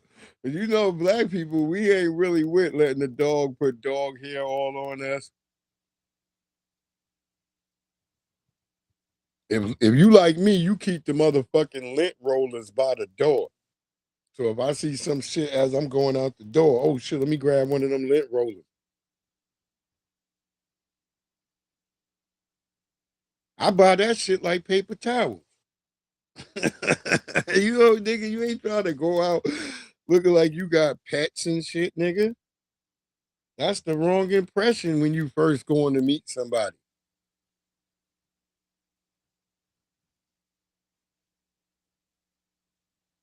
That's how it be.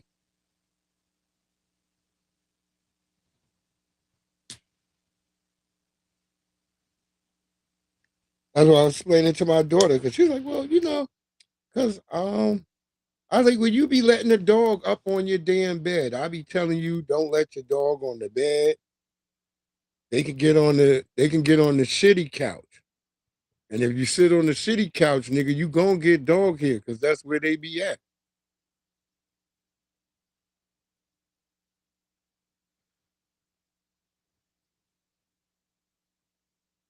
Like there's an ottoman. I don't put my fucking legs up on the ottoman because Momo be on that shit. I leave that. I don't need to put my legs up.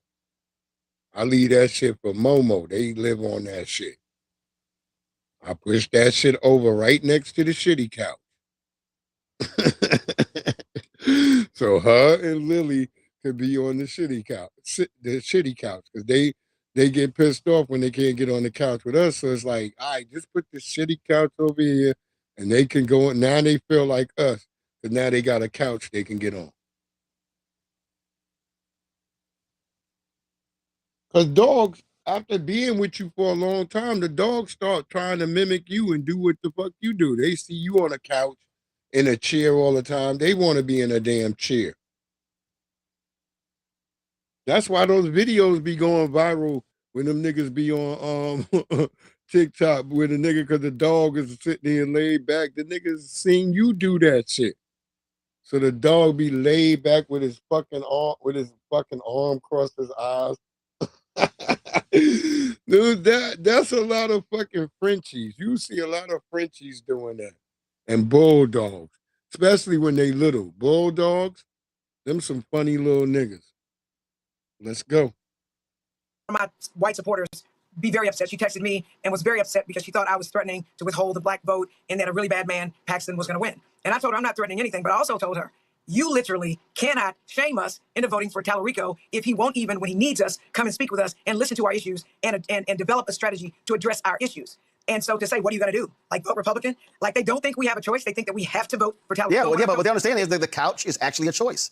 And we've seen, like, since Obama ran in 2008, 2012, like you have seen a drop. You have seen a drop in crazy, black voter participation Tariq in every election. It's right there in the numbers. Happen. I don't know what the hell they're looking at, and it's there in the data. I don't understand it. Is that right? Now, over the past 5, 6, 7 years, y'all have seen cosplaying Joy Reid.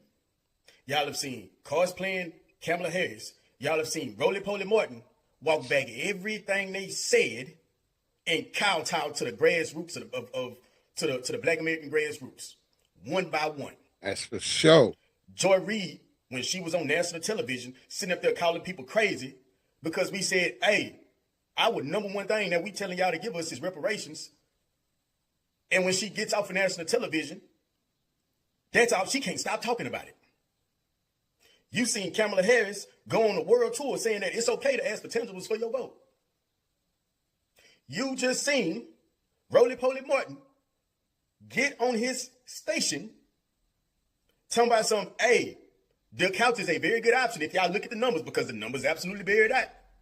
Look at the numbers. You ain't got the support that you used to have. Voting is a very good option. Mind you, in the past, he was calling us everything but the child of God. for saying, hey, if you don't give us what we want, because y'all ain't done nothing for us in 60 years, you fucking fools, you will not get our vote. They called you everything but a child of God. Do you understand me? But when it's all said and done, when the real numbers come out, they can't do nothing but bow down to what the grassroots says, because we are always right. You will not chastise us. You will not play crazy with us.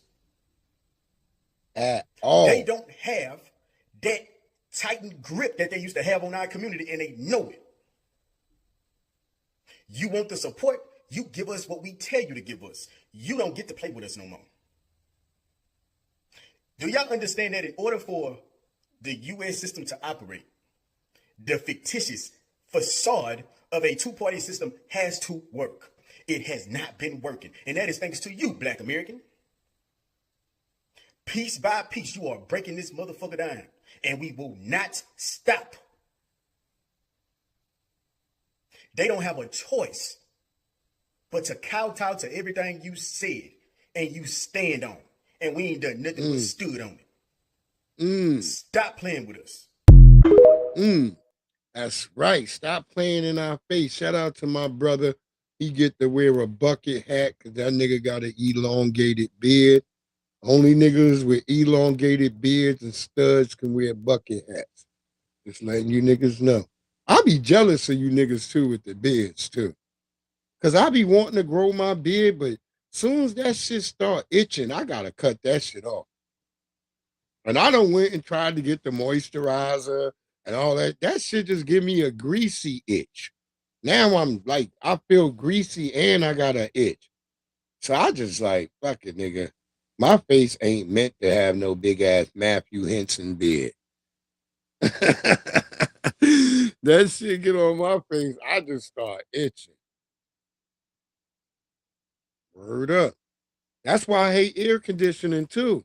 Cause when that air conditioner be on, nigga, my hair be growing like a wild beast, nigga. I be looking like the wolf man.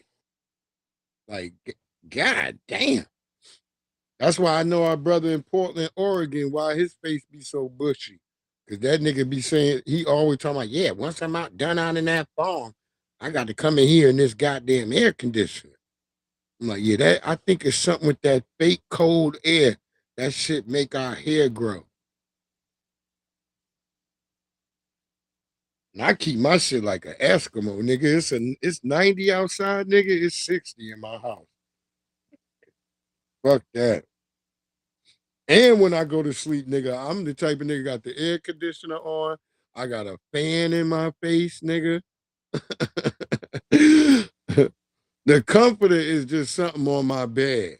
It's on top. I lay on top of the comforter with a thin ass, like, you know, one of them satin, like it looked like a big giant throw blanket, but it's not a throw blanket. It's just a big giant, like, furry top blanket. Yeah, Shabaka. Oh yeah, I'm glad you in here. Let me play that shit for you real quick. Yes. As soon as I saw this one, I said, let me get this for my brother Shabaka. I was thinking about you the whole time when I saw the video. I was like, Shabaka would love this. Boy, we done went through a brother surviving a lynching. All types of shit, boy. I want to show you this, Shabaka. Did we get that? We got that. Run, brother, run.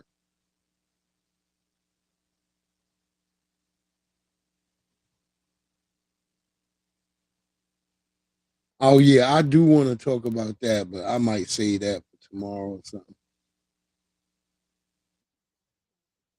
Oh, yeah, I want to hear. This how you know Nabiscos be lying. Yeah, I want to play that too. This how you know Nabiscos be lying. Salute to everybody who stuck around after I went through that conundrum.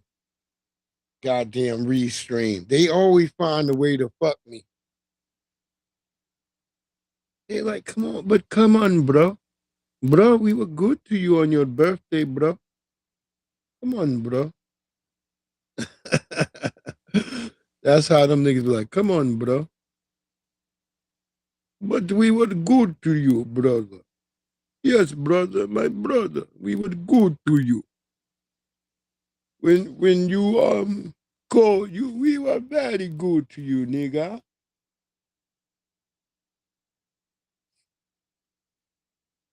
Yes, sir. Twigware, come through, family. Yes, we back up. We back up. We was down for a minute. See, now I'm gonna be longer than I want it to be because I'm back. But let's go ahead. Let's see if we can get that looped and shit before we. No, they don't open all the three dots. They don't open it till I get it over here. Then I can loop it. This for my good brother Shabaka in the house.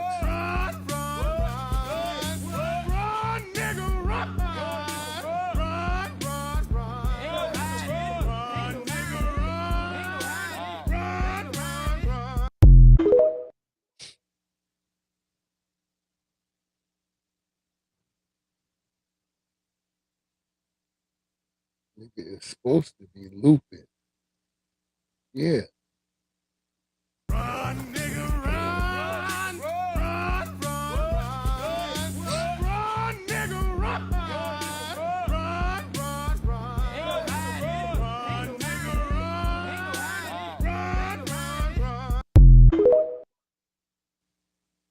Let's see if that loop. Yeah. Run that loop back for Shabaka. Nigga,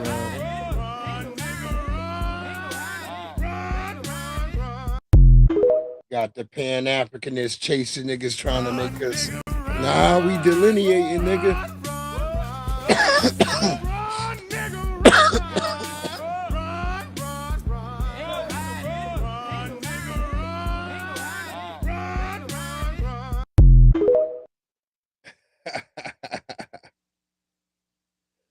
Shout out to Shabaka. He loves that because they got the videos and shit over there. But that's the FBA version of Run, Nigga, Run. Because we are delineated.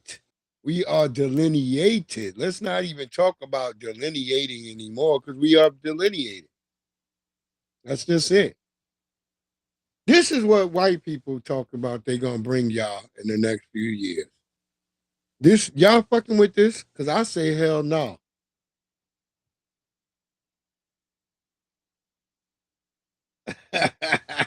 With the black and mild. Yeah. Look at this shit, y'all. Look at that. Would you let that shit be? Would you be dealing with that? Communication happens And they already largely showed through you they're gonna give nonverbal them white cues, faces. and that this is crucial when interacting with a robot. In the future, we think it will be important to be able to communicate with a robot and for humans to receive information from its expressions, like seeing a smile to know if it's happy or not. So, if I make him do something silly right now, I don't think people will mistake him for the real Donald Trump. I don't believe we're falling into the uncanny valley trap, because our goal isn't to perfectly replicate a specific person. We aren't using a silicone mask. It's clearly a robot. It's just a face that displays the likeness of another person. Donc c'est clair que c'est un robot, c'est juste le visage qui montre une autre personne. That didn't even look like Trump. And the fact that they made the robot have Trump have a mad face, that's crazy. That didn't even look, was that supposed to be Obama?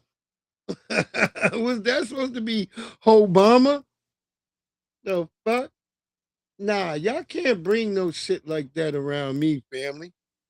I'm not fucking with it. I'm not fucking with it. You can see them fuck with that, but not me.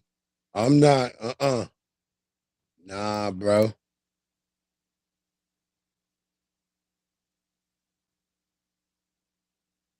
Listen to this white bitch. You know white people are crazy.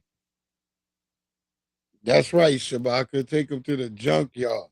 I think German food is the best in the world, and because I'm in Berlin today, I'm going to take you to eat my favourite German food: raw pork mince on bread with raw onions. This is where we're heading. I knew we were in for some bullshit when I heard someone with a British accent telling me that they think German food is the best food in the world, and then said it's raw pork mince with raw onions on a bun.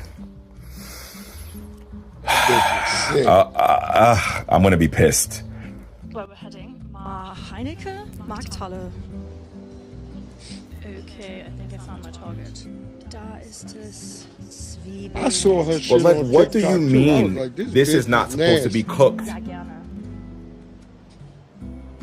Bio-Backhaus. Now I have to assemble my lunch. This is for I'm you so tethers and confused. niggas who want that Nabisco love. I want And then you to gotta realize cut everything this is what open they yourself? do.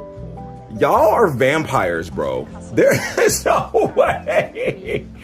There is no some way. medieval shit. There is no way. This looks like what I would prepare on the grill during summer before I put it on the grill. It makes sense why I used to eat us. Because there's no way. Just can't comprehend. How do you stay alive?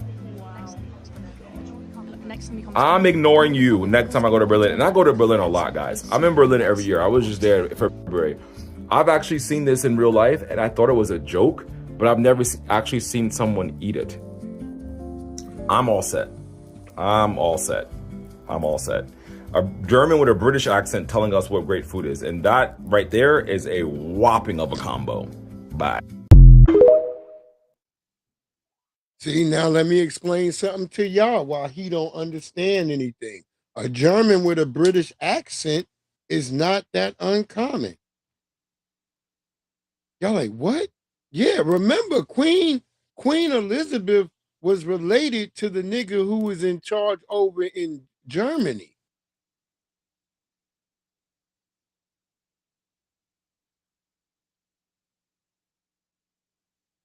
Because even though Hitler became the Fuhrer, they still kept that old Baron nigga alive. Because they knew that nigga was connected to the English crown. That's why Hitler didn't get rid of that nigga. The Archduke and all them niggas, he kept all them niggas alive.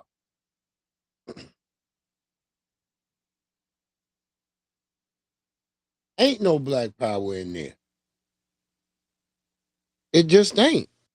And that's no disrespect to the niggas who want to go out there. I'm not going to trash people because that's the one thing Neely Fuller Jr. taught me was don't trash what them niggas doing because they're going to want to do it even more. So I don't trash them. I just don't say nothing about them. I just kind of like out of sight, out of mind. Yeah, that's right, Shabaka. The English and Germans are closely related because the Germans helped the English who are in charge right now get rid of the actual royals. That's why I keep telling you, why did England become so evil? Because you had the red, go look up a thing called the Battle of the Roses. Go look up the Battle of the Roses. There's a battle between the red rose and the white rose. The white rose, which they usually call that the unicorn. The red rose is usually called the lion.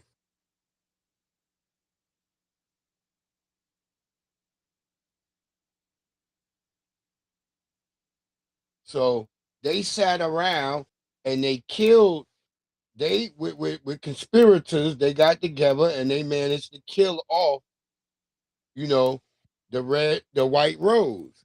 Literally to the last person. Y'all don't even get it. And Queen Elizabeth, she comes from the red rose line of the family.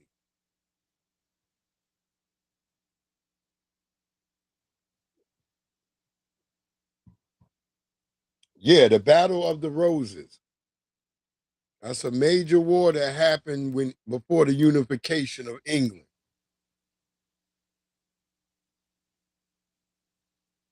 This is before they unify and then go and finish off wiping out the Scottish this is way before Braveheart, the Battle of the Roses.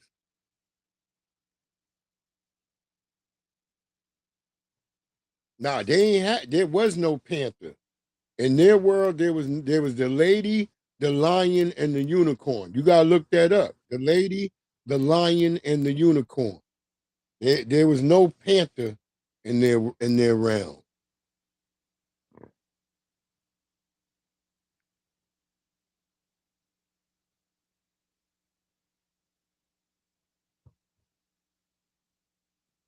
So that's what they used to do.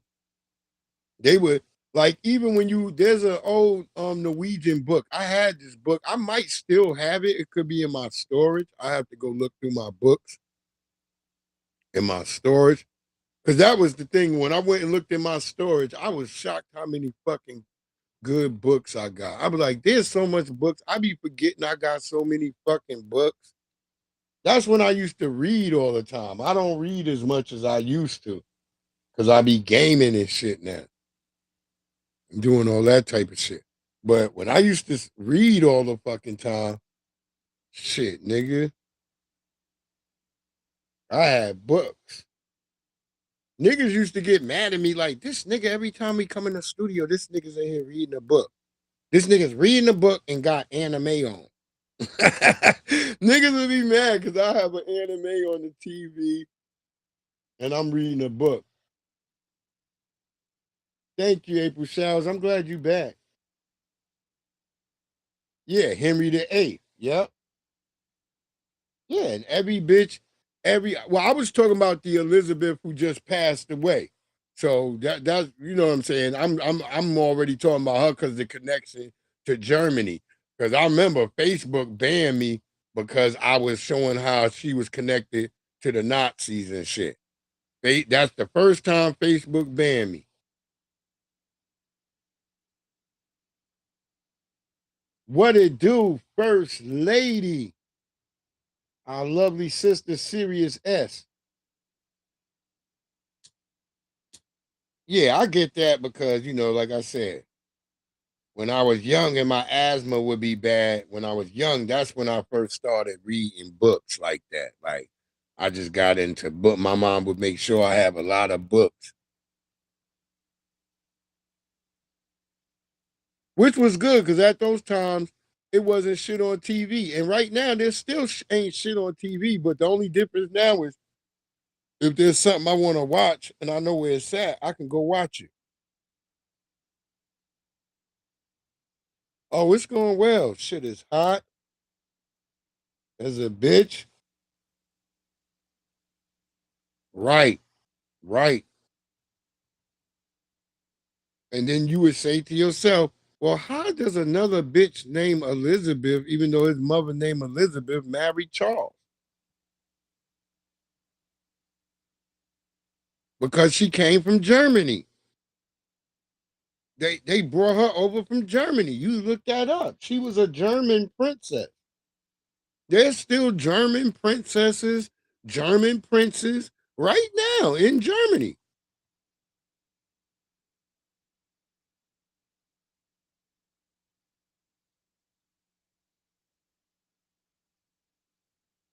So, but like really, that meat right there, they would have gave that to me. I would have threw that shit on the grill or in a goddamn pan. There's no way I'm eating no raw meat. That's it. Fuck all that.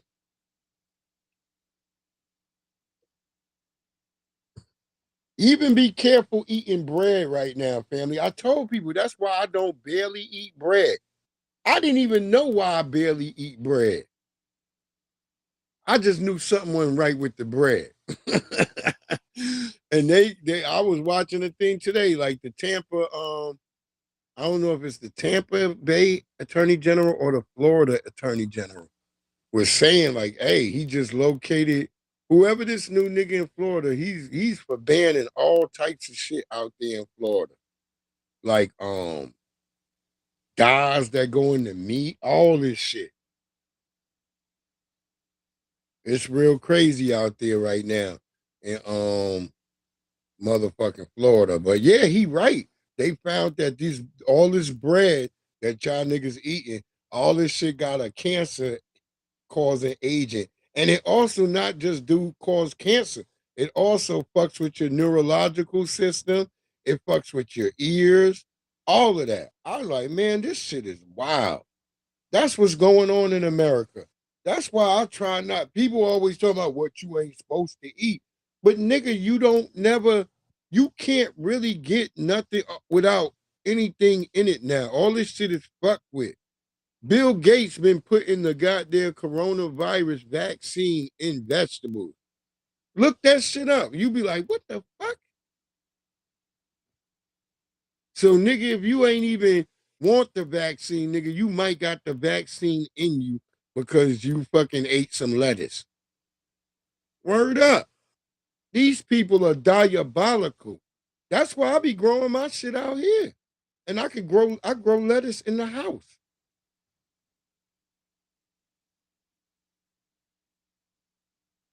This shit crazy.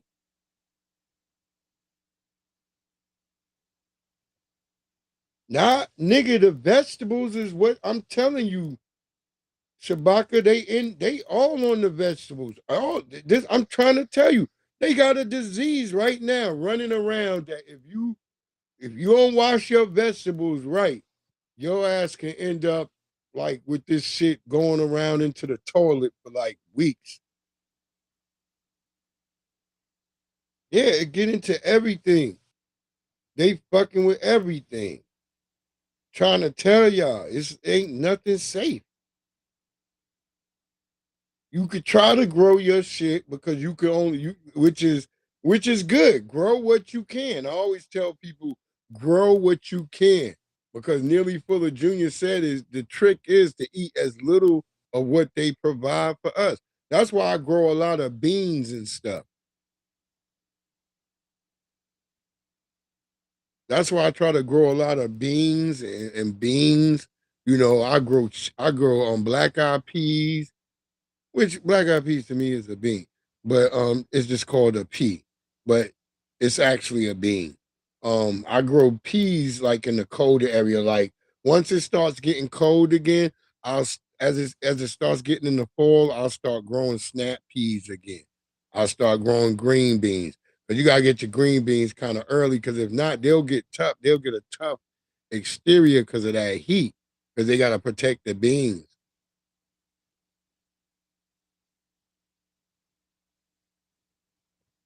That should be crazy. And I got corn out there. I got corn, tomatoes, squash. I got to go out there and cut this one squash thing back. This nigga's all leaves. Like, nigga, the bitch is over here. She not getting fucked. I can tell because her leaves is looking all crazy. I'm like, nigga, this nigga's growing. Jesse, salute. This nigga's growing all these big, beautiful leaves and yellow squash leaves. I'm like, nigga, but you ain't producing no fucking squash yet.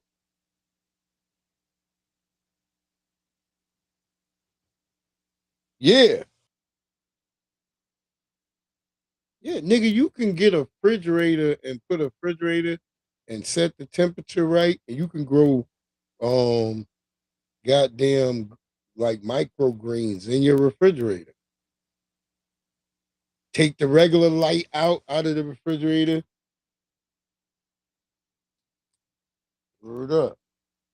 And then put you a goddamn grow light in that bitch. I seen Nabiscos do this. I be all the Nabiscos in my neighborhood. I be noticing them.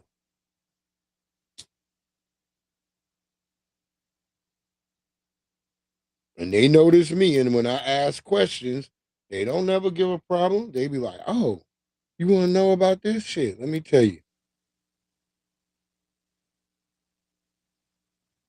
So a bullshit Nabisco gonna be like, I don't know. I don't know how to do it. Somebody did it for me. They gonna tell you that shit. That's when you know that ain't a person you want to fuck with. But a Nabisco who be like, sure, let me fucking show you, dude. So like I had this tool and that, and they start showing you all. That's a Nabisco you want to listen to. Yeah, we got to start trying to grow as much as we can when you can. Then there's certain shit that you can grow in the winter that you might think like, well, I can't grow that. Yeah, you can. Once you get it to above the ground, you can. Like I always plant cauliflower just before it get cold and it get the frost. And once they come out of that green leafy stage, I don't even look at them no more.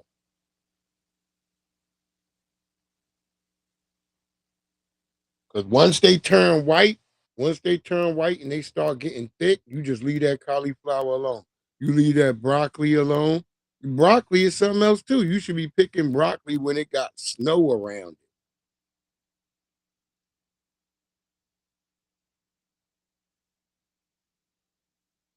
Yeah, that's right, Jesse. That's right. You can grow food anywhere. You can grow food in containers, on your porch, on your balcony, nigga.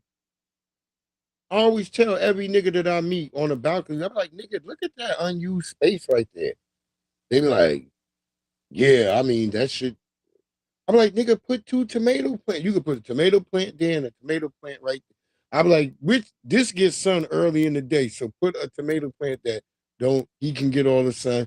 This nigga gonna get all the sun later. Cause I could see the way his deck, the way the shade was on his deck.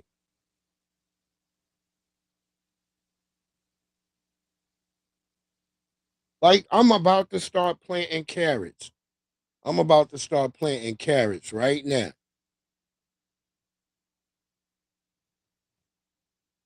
And they not gonna be ready to like fucking like October, like September, October, as you get close to the holidays. And I'm gonna tell you something. Carrots that you grow in your own garden, nigga, you can go sit them on the counter. Them shits is not gonna go bad.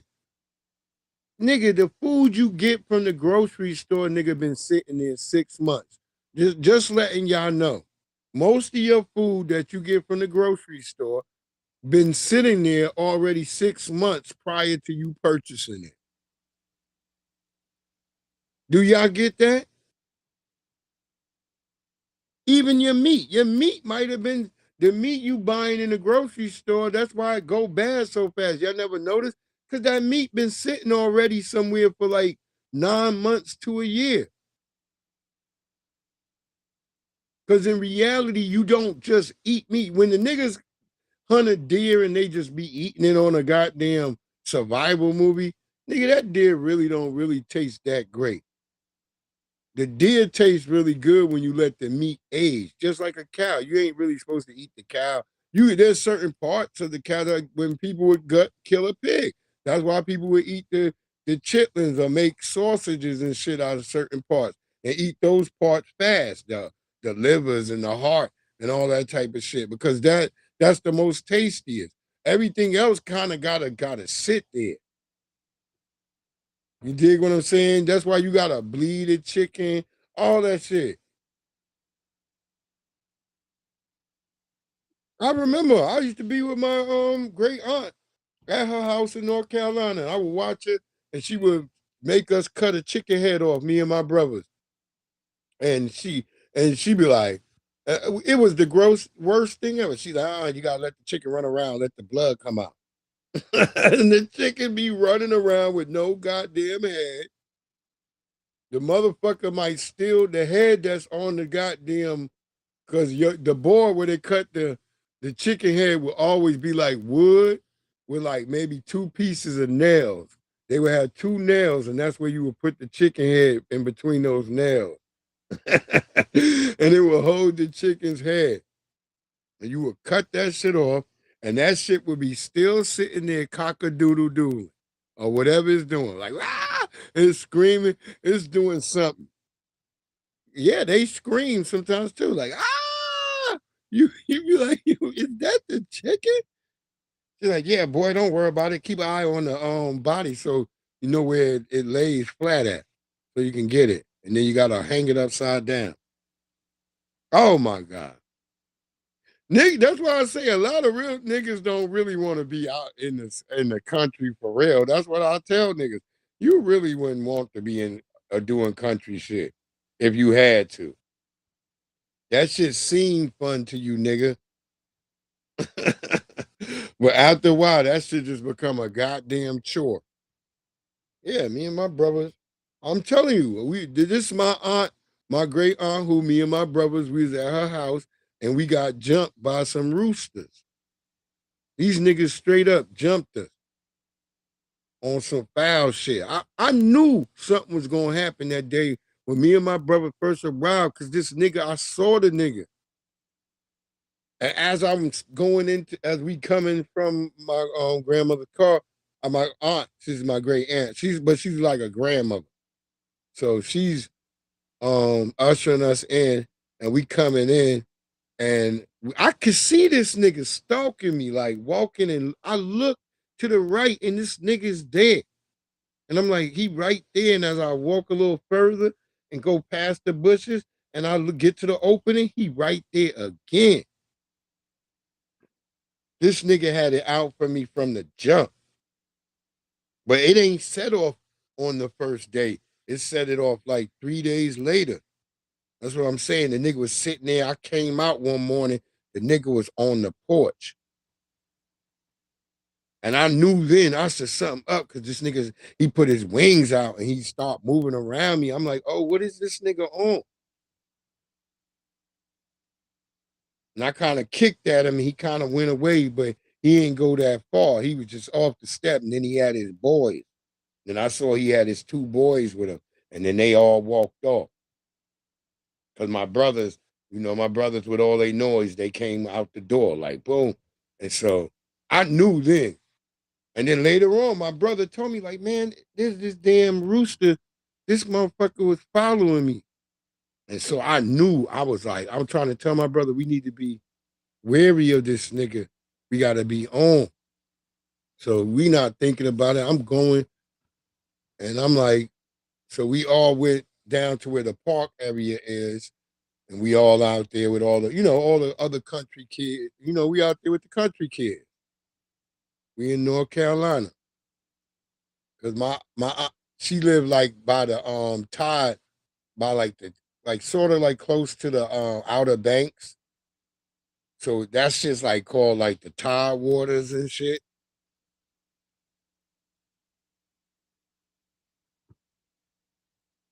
Hold on, I'm trying to think of the name of the county real quick.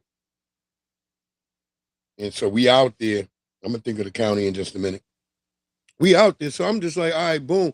I told my brother, I was like, I'll be back, because my friend, he's out there asking me about my baseball cards, and I'm like, yeah, I did bring some baseball cards, because that's a New York thing. You hustling. What it do, Naomi? How you doing? So I'm out here. I'm like, shit. I run down that shit, because I'm selling baseball cards. That's my other thing. You coming down from New York, you hustling this shit. That's your hustle. Selling baseball cards. So I run back to go get my baseball card. I'm by myself. I feel like I'm being followed. I don't know what. I keep turning around looking, like I feel like something following me. So I'm getting up there. I get to the front door. I feel that sensation again. I'm like, nah, okay, there's nothing. So I go in the door. I go get my baseball cards. And then I come back, and I come out the motherfucking door. And all of a sudden, there this nigga is. He's sitting there on top of the chair.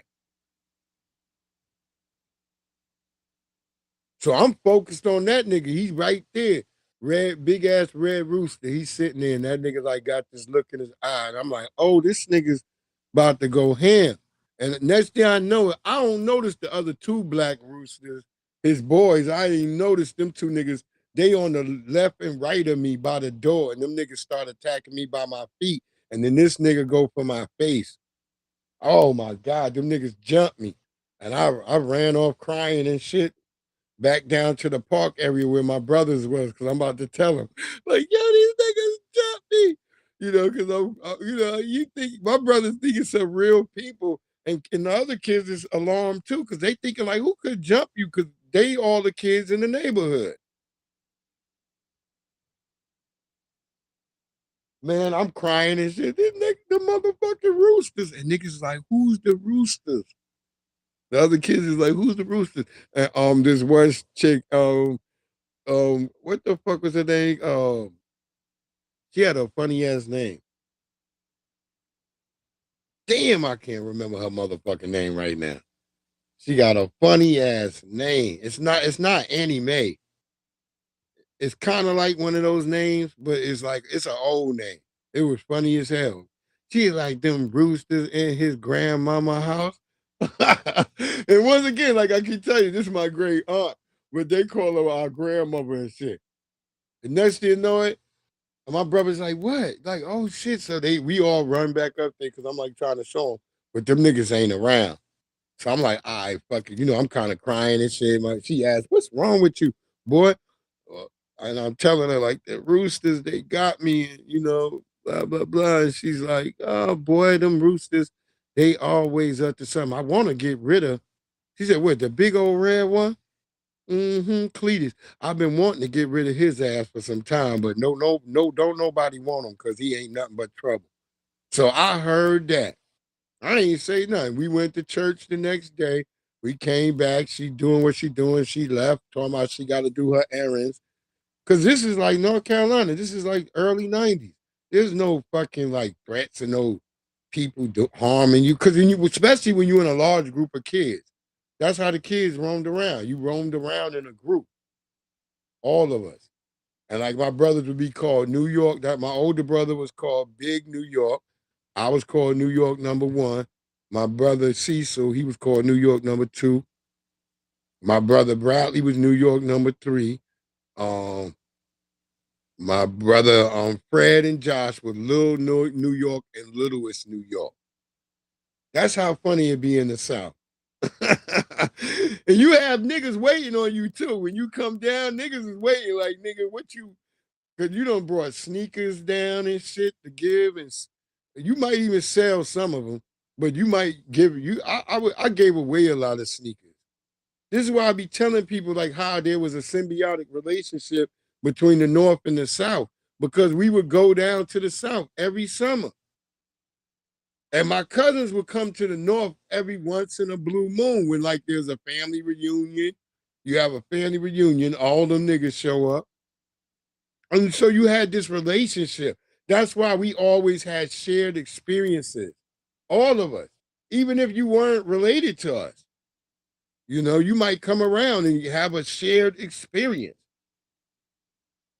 But I used to hate my cousins because them niggas the type of niggas like, I remember when I first met them niggas like, hey, we, New York, hey, New York #1, hey, we gonna go to the store.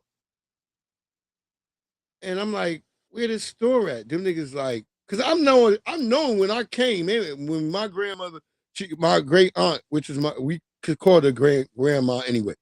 We were just, when she picked us up from the bus terminal, we ain't see no fucking, once we start getting close to where they lived, there was no stores. We ain't see shit. Me and my brother. My brothers just start getting scared because them niggas had them seen Mississippi burning. Even though we wasn't in Mississippi, even when we went to Alabama as kids, my brothers would be getting scared and shit because they done seen Mississippi burning, and they were scared of all white people. That's real tough. They used to be terrified. I told y'all, when I had a white girlfriend, I brought her home. My brothers did not talk to her. She was so weirded out by that. They was like, they were terrified of her.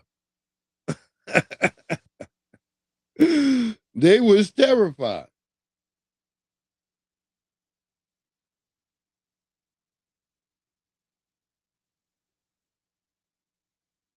Not my mother, because my mother, nothing don't faze my mother.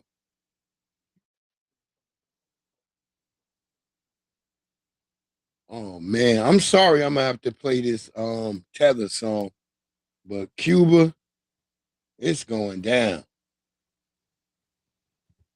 It is going fucking down in Cuba.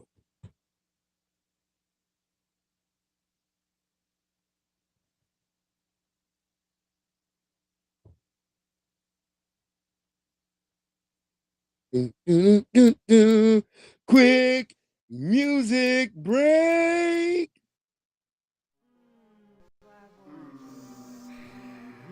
Let's go.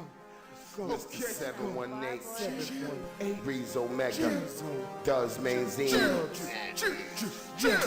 I got money on my mind, so I'm always on my grind, and I'm never late, when I'm bringing the weight, and I know they gon' hate, cause I'm always on time, but they love me, love me, love me. I got money on my mind, I'm always on my grind, and I'm never late when I'm bringing the weight, and I know they gon' hate, cause I'm always on time, but they love me, love me, love me. I got money on my mind, I'm always on my grind, and I'm never late when I'm bringing the weight, and I know they gon' hate, cause I'm always on time, but they love me, love me, love me. I got money on my mind. Money is an issue, yeah. Money makes success, yeah. I look like the Don, your boy's the best dressed. I'm best kept fresh when I'm rapping Saran. Off the coast of Brazil, 30-foot catamaran. Skeletor and He-Man, man and on the beast man. Battle like Elvis Graham, out of Graceland. I'ma eat it all, give me my cake and my ice in.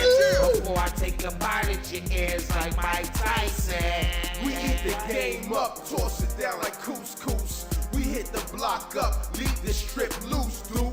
It ain't nothing, go ahead and keep the loose change. Me and my mens, we all know to do things. We stay fly with kicks, so call us Luke K with money on our mind. Trying to cop a new range. And I'm smart with the bricks like I got 2 brains. And I'm smart with the women, I got a few things. Stay on the grind with money on my mind. Pushing weight in and out of state, and I'm in my prime. I'm smoking that Granddaddy Purple today.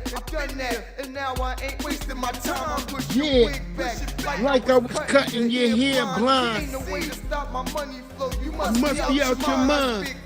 So I'm not looking for a damn supplier. Ask about me in the streets, they say I got that money on my mind. I'm always on my grind, and I'm never late when I'm bringing the weight, and I know they gon' hate. Always on time. But y'all love me, love me, love me. I got money on my mind. I'm always on my grind, and I'm never late when I'm bringing the weight, and I know they gon' hate, cause I'm always on time. But y'all love me, love me, love me. Yeah. I can't think of nothing but money and on the grind. And I wear 2 chains like the way you shine. I'm a beast with these rhymes. I spit it like it's a crime. I got locked up. These packets dropping dimes. Keep your money on your mind and your mind on your money. Don't get it twisted. I'm rocking real shine. When you see me in the street, they say, damn, he ain't lying. I'ma spit it, I'ma get it to the day that I die. My mama's my money and my money's my mind. On the late night, my 2-step, I'm out on the grind. Yeah, money's necessary if a brother want shine. If you don't want dime, then be at the bar. We got Christina Aguilera, come get your 2 scoops. Different color gems around the neck like Fruit Loops. You can't stoop to my level. I'm on the rooftop. If I drive in the coupe, best believe I got money on my mind. I'm always on my grind, and I'm never late when I'm bringing the weight, and I know they gon' hate. I'm always on time, but y'all love me, love me, love me. I got money on my mind. I'm always on my grind, and I'm never late when I'm bringing the weight, and I know they gon' hate. But y'all love me, love me. Wait, hold on. I got a live report coming in from one of Navi's crows. What you say now? Wait, Navi's handling Big Pimpin'? Okay. Well, tell her to call me when she done pimping. All right. Sorry about that, y'all. That was one of Navi's crows letting me know that she's out handling Big Pimpin'. She gonna get mad at me. I know you're gonna listen to this, so yeah. You say I don't talk about you enough, God damn it. So I'm talking about you and your crows. Keep it moving. Let's keep it moving, family. I appreciate everybody in the house. Oh man, I don't know where to go, but let Benjamin Crump go ahead Tell We're y'all going what to they investigate don't trust in every the research. aspect of why Nolan Wells is not with us today. We know that he was with his Let's see if friends. this nigga do some real They went lawyer out on work. Horn Island, as Charles said.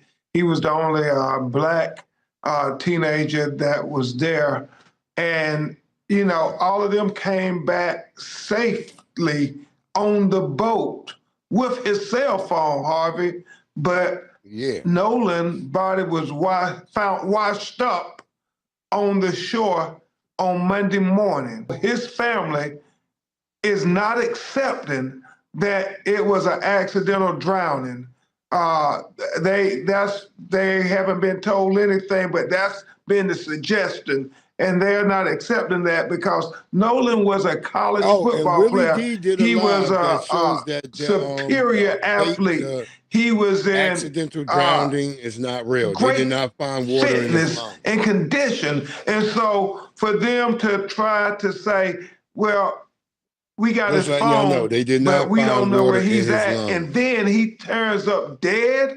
They are not accepting it. And there are so many questions, so many contradictions. I know there is one friend, a young woman, who has come forward and has spoken to the police. And I'm wondering if she's spoken to you and how her version of events differ from what the other friends have said. She hasn't spoken to us, but we know her statement Yeah, that she white released publicly. She said that she was talking to Nolan, and then Nolan said, well, I'm going back to the boat with the guys I came with.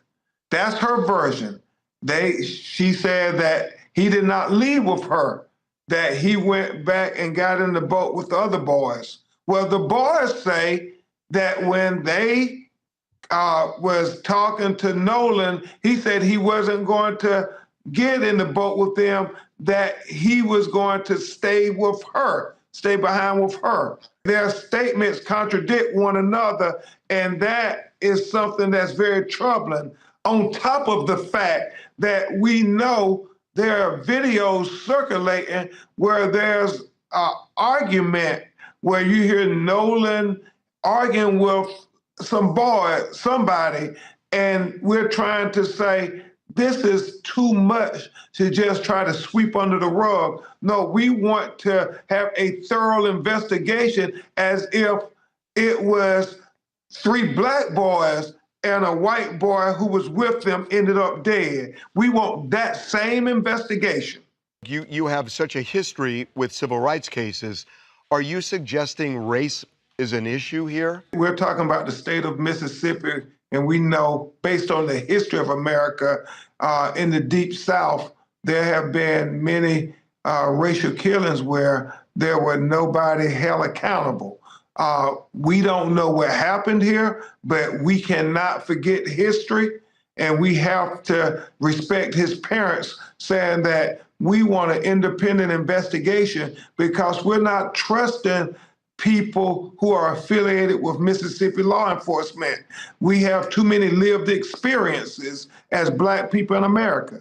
It's not adding up. It is simply not adding up. The fact that what teenager gives up their cell phone, that is always something that has us bewildered. The fact that his parents, his mother and father, when they're looking at the phone, they're seeing some deleted messages. So they're trying to figure out what's that about. So we want to dot every I, cross every T, and look under every rock, literally, because they are not accepting that the police saying where there's no foul play, let's just go ahead and move on. Well, they can't move on because Nolan is dead. Are they seriously investigating this? Are they talking to the family?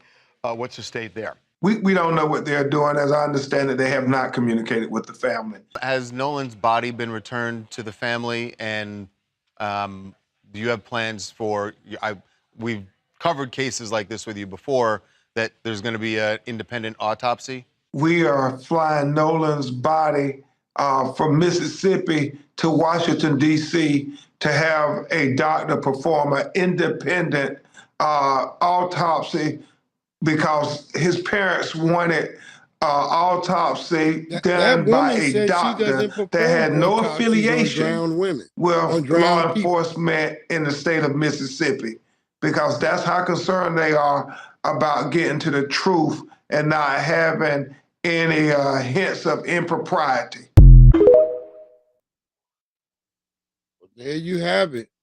Look like Benjamin Crump finally found him a hat that he gonna try to use. And hey, if he's gonna do some real legal work, let's see. Because this is a case. This is a case for the century. And I hope that family gets justice.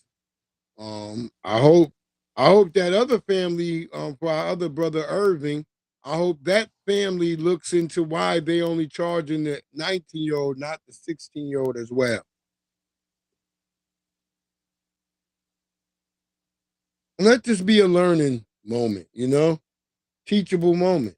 It's not to say, hey, man, look, we're not going to go into all white peoples ain't bad. Look, we know they ain't all bad, but there's a lot of them damn sure doing bad. Like I always say to my kids, I don't really know no good white people. I know some trying to be good. And that's a big step for them, trying. And when I say trying, nigga, that's the number key, that's the key word. Trying.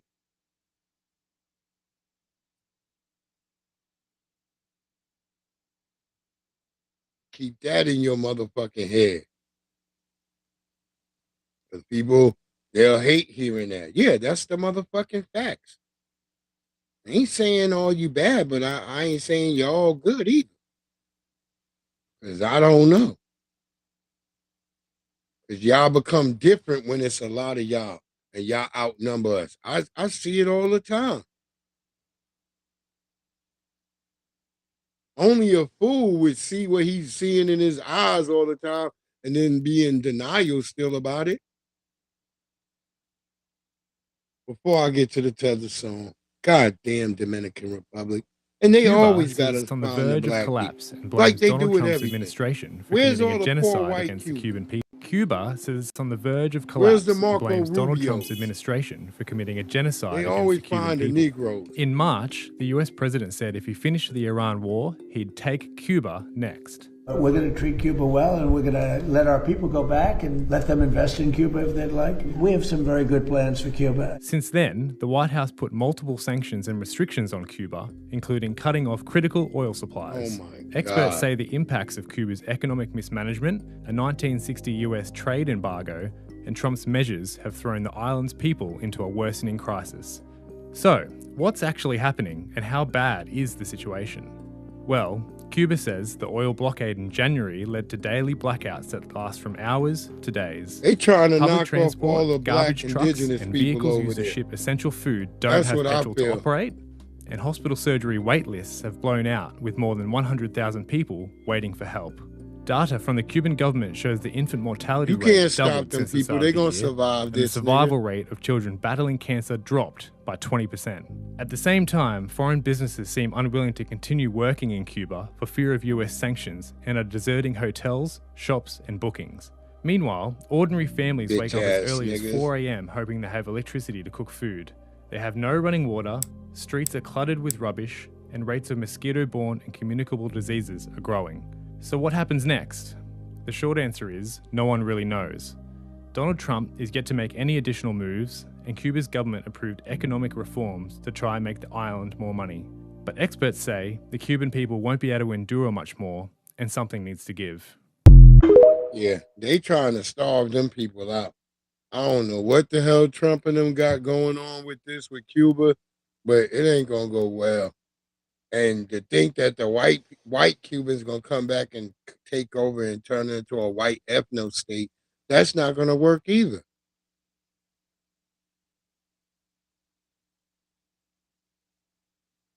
Because again, I say with Cuba, who will be the workers? And after what y'all doing to these black people and y'all let Trump do that too, nigga, do you not smell a coup the minute y'all bring your white ass over there? because they're going to want to get revenge.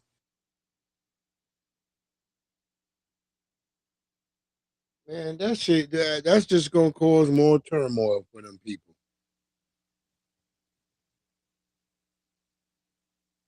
Well, Cuba, I'm sorry. It was mainly on the black Cubans they were showing. But we got to have a tether song. And this is, because y'all not here. This is, that was over there. This is when we want y'all to go home. The other niggas over here. I would let Cubans in right now. Hey, get that. Are y'all leaving?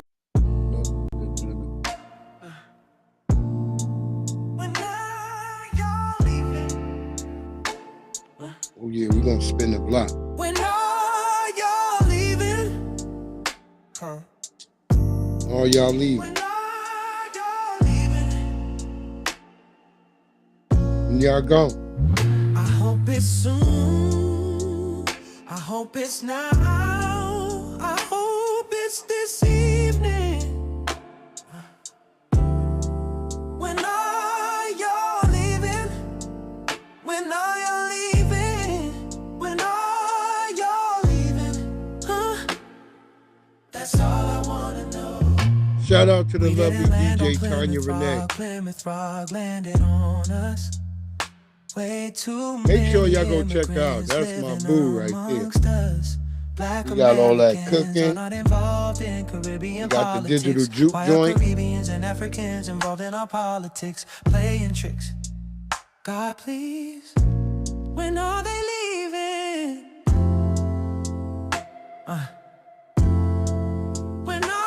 Now, if Michael was in here, he asked me if I would go to Texas if there was a whole bunch of DJ Tanya Renee's. Yeah, if it was 100 DJ Tanya Renee's, I'm going to Texas.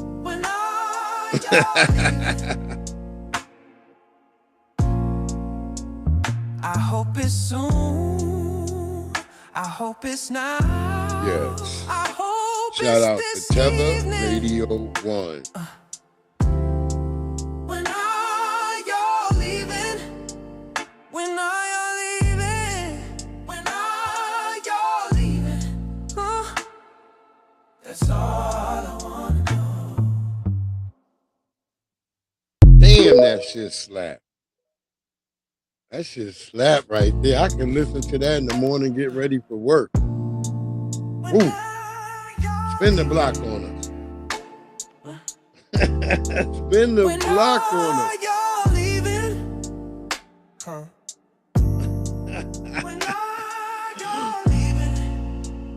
When are you leaving, nigga? You done overstayed your welcome. I hope it's now. I hope it's this evening. When are y'all leaving? When are y'all leaving? When are y'all leaving? Huh? That's all I wanna know. We didn't land on Plymouth Rock landed on us. Way too many immigrants living amongst us. Black Americans are not involved in Caribbean politics. Why are Caribbeans and Africans involved in our politics, playing tricks? God, please, when are they leaving? Hallelujah. When are y'all leaving? When are y'all leaving? Huh? When are y'all leaving? Damn, I can't find it now. I hope it's soon. I hope it's now. I hope it's this evening. When are y'all leaving? When are y'all leaving? When are y'all leaving? Huh? That's all I wanna know.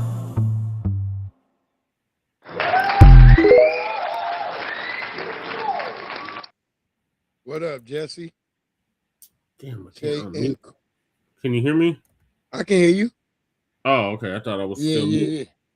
What certified salute, bro? Certified What's salute. good? What's good, brother? How you You know what doing? it is. I'm chilling. You know what it is. I love that song slap. Yeah, it did. That's it right there. I'm like, when are you leaving? When are they leaving? Yeah, when are they leaving? Get their asses up out of here. I said, shit, that's the shit nigga could be brushing his teeth to on the way to work. You like, Right. all right, God damn, this shit. You about to go to work, be looking at them niggas. Having the one punch man smile on. How you looking at niggas? Yeah. That's how I be having that smile. I forgot to tell people. I was like, yeah, that's like the smile One Punch Man has. You just sitting around smiling and shit. Mm-hmm. Like, fuck, nigga. What the hell you so happy about? What was it? Punch your motherfucking face off. Right. One Punch Man, dude. That nigga. They done send aliens, everything after this nigga. That nigga done killed him. This nigga done killed a god. Man. One Punch Man punched the shit out that nigga. That nigga was dead. I be telling them though, I had to email them niggas. I was like, y'all can't keep saying One Punch Man, and he had to hit that nigga 3 times. Right. It was 3 punches to the face, but the nigga had to hit him 3 times to kill that god. Right. It wasn't a one hitter quitter. Yeah, nigga, just one punch. Keep that nigga One Punch Man. Right. That nigga just show up. Let the people beat him up a little bit more if y'all want. What did I miss? While you was going? Yeah.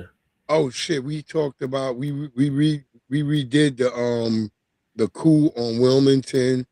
There was some other things we went through. Nigga, I forgot. Oh damn. Okay.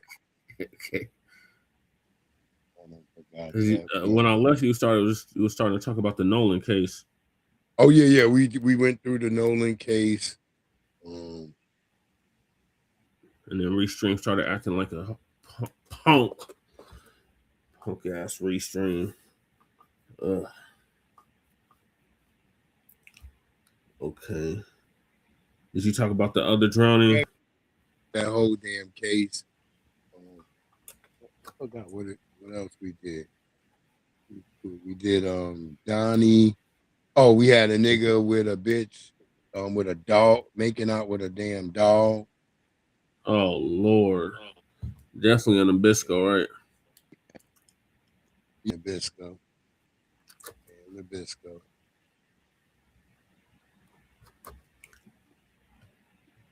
That nigga Diggs. Take his best friend to a whole different level. Yeah. Oh, we had Shabaka and we did Run Nigga Run with Shabaka. Yeah. We had the goddamn scary ass white people robots that they're trying to put out. The white people face like scary. Which one is this? Is it the one I gave that Christmas address or a different one? Huh? Was it a Amica or a different one?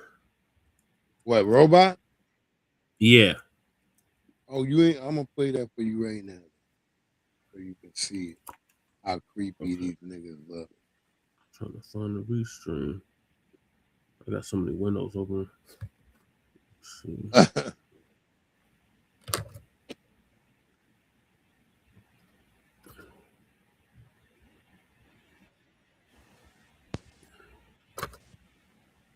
You start being a hoe ass nigga and come on. Right.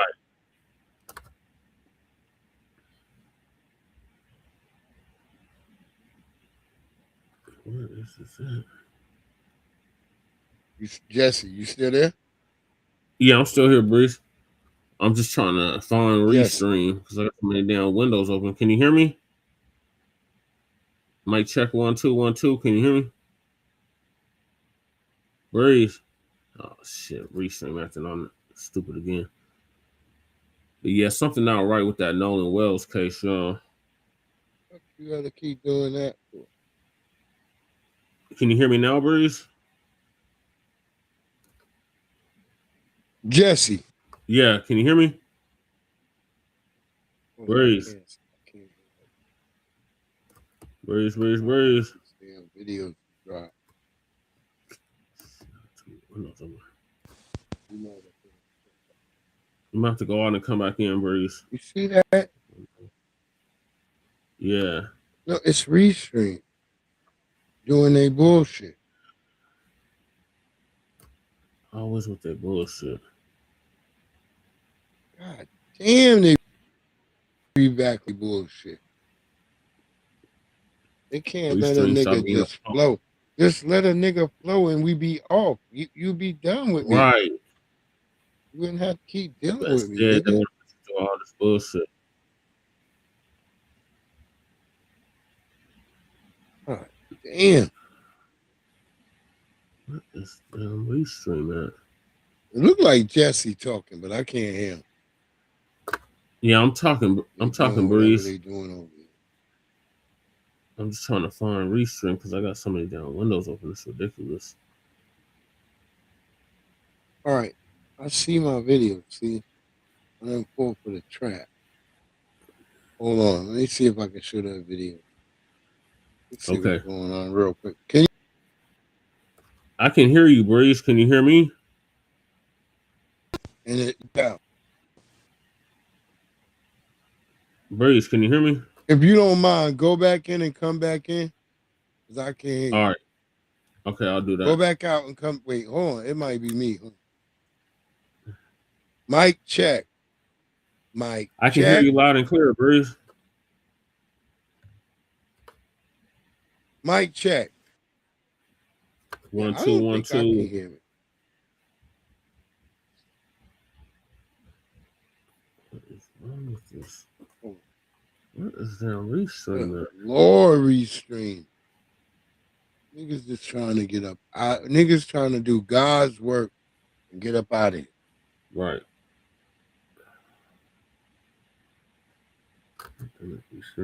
What? Oh, God damn. Okay, there you are. All right, can you hear me, Breeze? I'm gonna go out and come back in.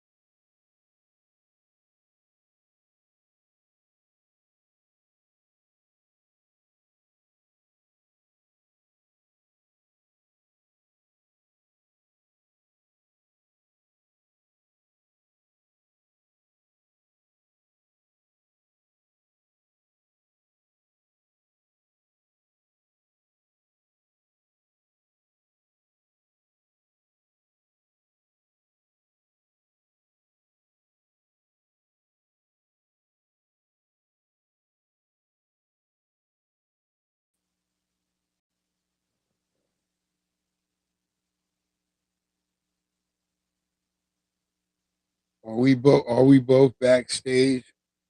Oh my God.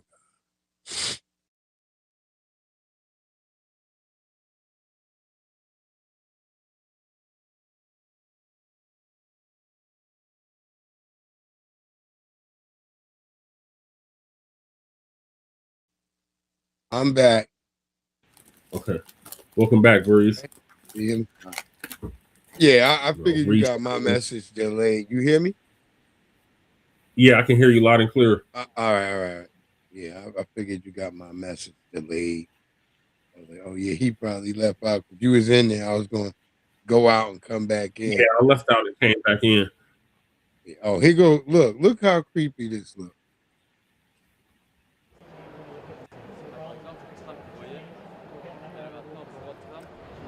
Oh, hell no. Wait, hold on. Take it back. As soon as you see that face, you're like, oh, hell no. Terrible. What? We believe that communication happens largely through nonverbal cues, and that this is crucial when interacting with a robot. In the future, we think it will be important to be able to communicate with a robot and for humans to receive information from its expressions, like seeing a smile to know if it's happy or not. So, if I make him do something silly right now, I don't think Why we people will need to know mistake if the him for the real fucking Donald robot's Trump. happy or not. I don't believe That's we're the falling big- into the uncanny That valley was trap. what bothered me Because the our goal most. isn't to perfectly replicate a specific person.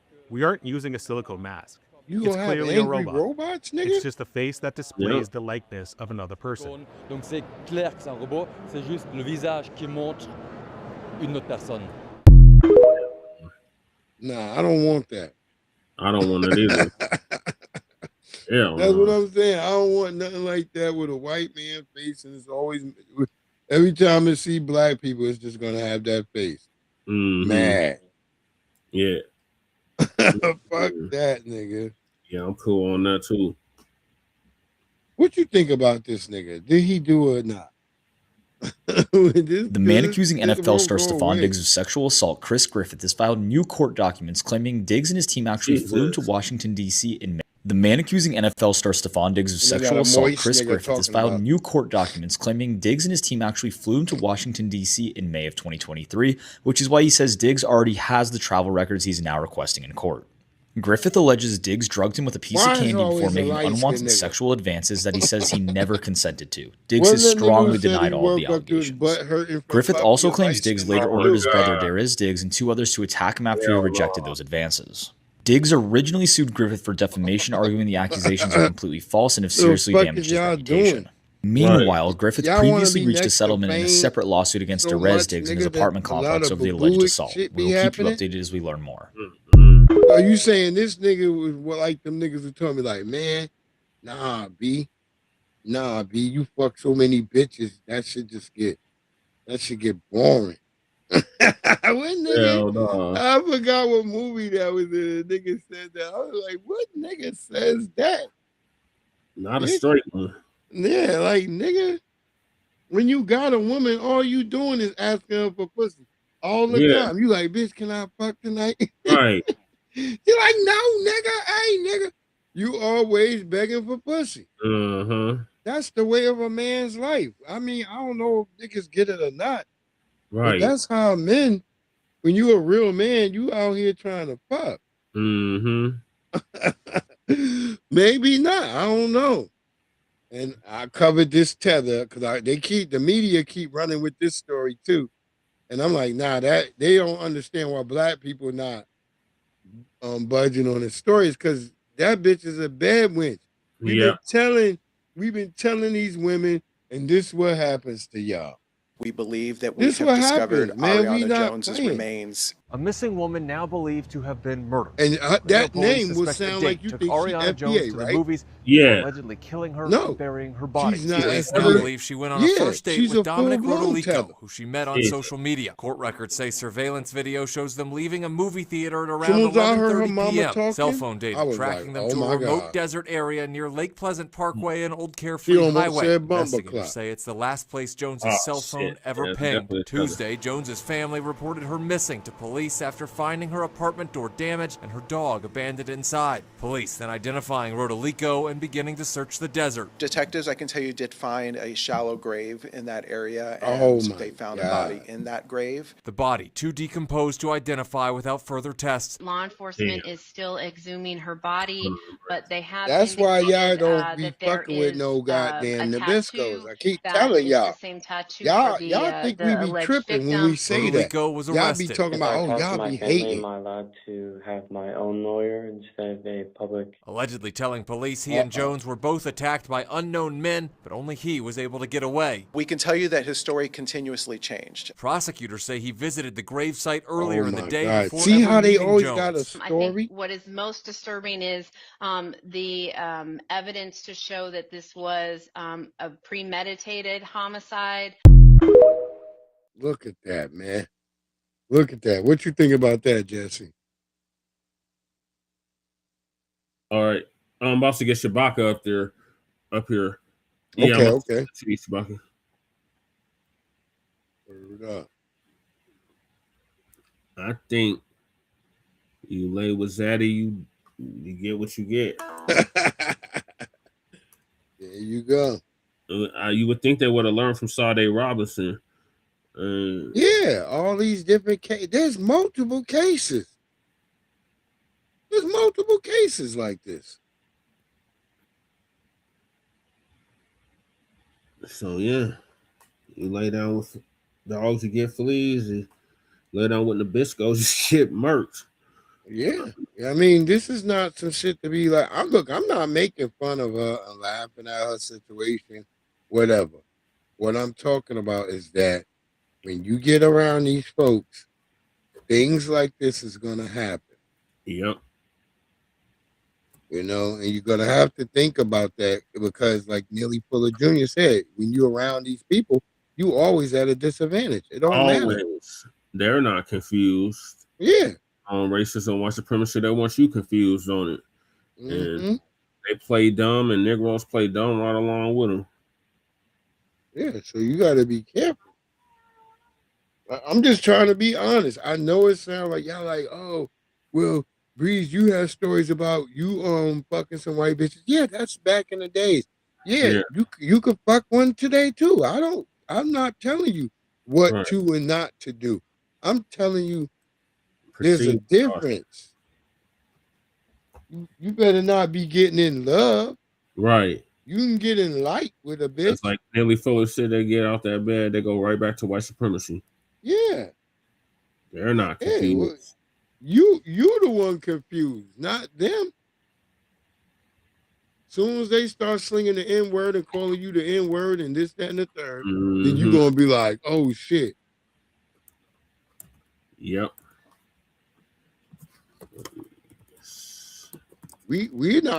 I'm not confused. I'm just trying to tell you that's what happened. Right. Like every time I see a white woman and I see they little black kid that they got with them, and the niggas looking at me hard, like, cause the little niggas trying to figure out if I might be a cousin or something. Yeah. I be laughing because I'm looking like, why the little kid looking so hard at me? Right. I heard a bitch on TikTok saying what that was. They trying to figure out if you might be some family or somebody who hung around their daddy before or something. Yeah. I be laughing. I be like, little nigga was clocking me hard. Yeah, they do. He couldn't even get the shit in the bag that she was telling him to put in the bag because he's looking at me. That's funny. Bitch, that nigga, either he like missing being around black men or either something else is going on with you, bitch. Yeah. I don't know what to tell the hoe. Right. But yeah, this bitch, she looked like the typical bitch we warned her. The bitch looking like Ozzy Bear with goddamn piercing. Like, bitch, this nigga got you. We told you to stay out of them woods. Y'all keep going. It was a white Hispanic that killed her, or just a straight up white boy that killed her? He's a white boy. Orieto. That's like a white Italian or some shit, or maybe like he might be a Polak. Oh, okay. One of wasp. Yeah, y'all be fucking with them niggas. I'm telling you, they gonna put you in a hole. They be like, well, y'all be fucking with white bitches. Yeah, most niggas ain't gotta fear no white bitch. It's you tellers that end up like that nigga who got unalive by that white bitch. Yeah, the only fans. You ain't see how dangerous that bitch was the first night and be like, all right, bitch, this is it. You won't see me again, bitch. Yeah, that's how real black people be when a white bitch show how dangerous they is the first night. Oh, bitch, I'm out. You ain't got to worry about seeing me again, ho. Ever again. I'm not coming. I'm not going where I got to kill a white bitch. Right. I'm not be in a situation like that. Right. I'm gonna get up from around her. Oh, you don't wanna be tame, bitch? All right, I'm getting from around you. Right. I don't know what you on and what you about, but I'm gonna get as far away from you as I can. Right. That's a smart nigga response. You don't keep hanging out with the bitch. Like Right. that tether, that wasn't the first time she got very violent with him. Mm-mm. And he was talking so much vitriol about Black Americans. We didn't really give a damn when he got unalive. Right. Like, nigga, that white bitch unalived you was about to almost get off, nigga. Yeah, she was almost about to. Yep, she sure was. Had they didn't catch her mama and them doing all the shit they was doing, that bitch would have got off. Yep. Well, her mamas and them, they was doing so much fuck shit. They was like, bitch, the hell is you doing? Right. We told you not to fuck with that nigga in the first place. Right. They literally caught them on like fucking at the jail when she talking. They literally caught him, the dad, on the damn thing talking about, we told you not to fuck with that nigga in the first place. Yeah. And the mother agreeing like, well, he's not we wouldn't have had the mother, because the mother tries to come in like, we wouldn't have had a problem if he was just a regular nigga. Yeah. You want to get you one of them fancy. Nigga. Yeah, she called him fancy. She said fancy nigga. Going on a fancy nigga. That's how they see the tethers. And we were posting that on X, how her mom and them said that, and Tethers still didn't give a damn. Like they gonna get them in Nabisco. And that's why I said I don't give a damn about no Tether. Not at all. It's a waste of time for us to be up here playing like we give a damn about a tether. Tethers. What up, Shabaka? Shabaka. How you be? How you be? Let me close this door. We are Go doing to my room and hook up a headset. You know, yeah, we just crumbling on the tethers, Shabaka. Yeah, huh? Hold on, you got the Autobots and Decepticons in it. Yeah. Yeah. You good now? Yeah. We were just talking about these damn tethers. Yeah, man. The Botham jeans. Yeah. The Botham jeans and all these motherfuckers. Family who out here hugging the damn bitch. Like, y'all niggas. That shit was so embarrassing, Breeze and Shabaka. When he got up there talking about, can I give her a hug? Oh, hell. Man, with all this.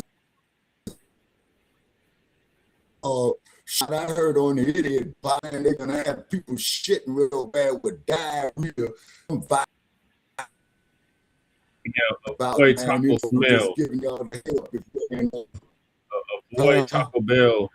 Yeah, they got it. Avoid Taco They got it from Taco Bell. Avoid fast food altogether, but avoid Taco Bell. Yep, and I will have to say, out of all the fast foods, in my opinion, man, I've seen. You keep breaking up, Shabaka. Shabaka, you sound like you're underwater. Are you on the headset or the Bluetooth? Okay, now I'm on this. Because the main headset. Yeah, because it sounds like you're underwater. Okay.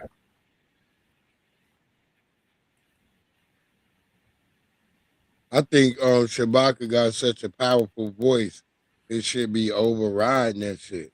They be they be trying to put that nigga in transformer language. Right. Say something. Yeah, we can hear you now. Radio check. Okay, yeah, I'm on it. You sound better. Still doing it. Phone on the side. And then, it's doubling you over. Well, it's 107. Yeah, it's 107, he said. Yeah, okay, I'm gonna shut it off and put it back on. Oh, now you sound clearer. Yeah, for a moment you was clear.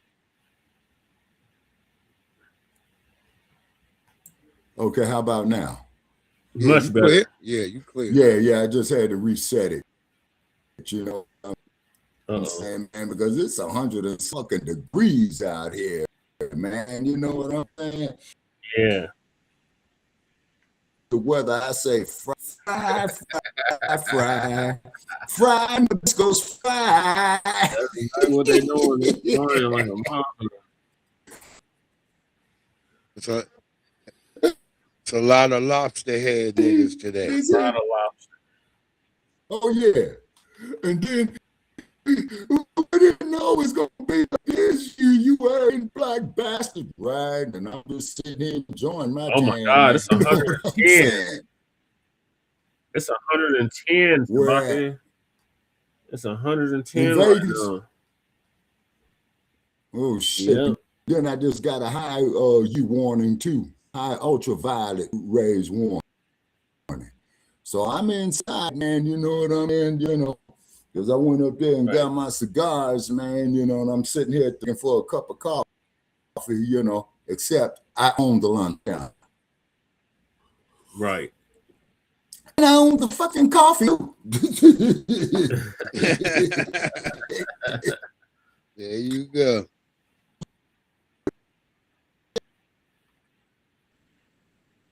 So appreciated your show. Oh, man, it's still fucking up.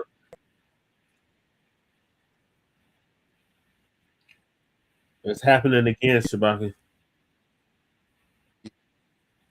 Yeah, it's choppy again. Like you'll start off good and then it gets choppy.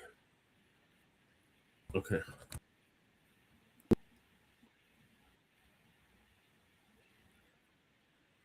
Much better. Keep talking.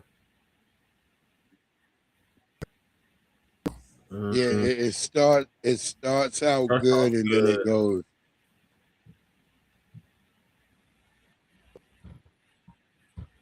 Are you on the computer or the phone?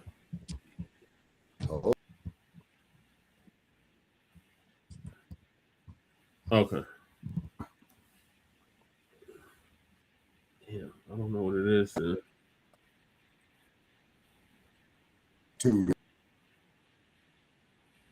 Yeah. Or have something to do with it as well. Sound perfect, you know. Okay, what about now? Another check. Yeah, I don't. You sound better, but it'll be good for a minute. You know, like. Yeah, it's probably the heat. Like it's out there. 110 degrees. Just came in from London. Yeah. You got the ultraviolet rays, you know. So that means these damn pistols, man, has got to be about getting skin burned or that ultraviolet should be fucking with shit too. Mm-hmm. Yeah, and then as you know too, Breeze, they got Nellis Air Force Base out here, so ain't no telling what kind of experiments these motherfuckers is out here trying, you know. Yeah. It's 114 in Palm Springs. God Yeah, damn. that's below. Okay, I'm in the high desert. Yeah, they below sea level. Breeze. That's why low desert, just like how Denver, Colorado. Yeah. High is a mile below sea level. Yeah. That's Palm Springs Desert. Oh man, this out there really in Riverside bad. County, you know.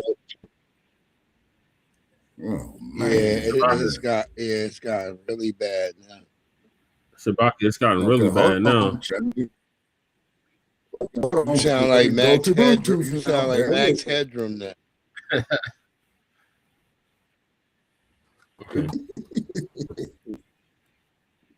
Remember when that nigga Max Headroom would be glitching out? Yeah.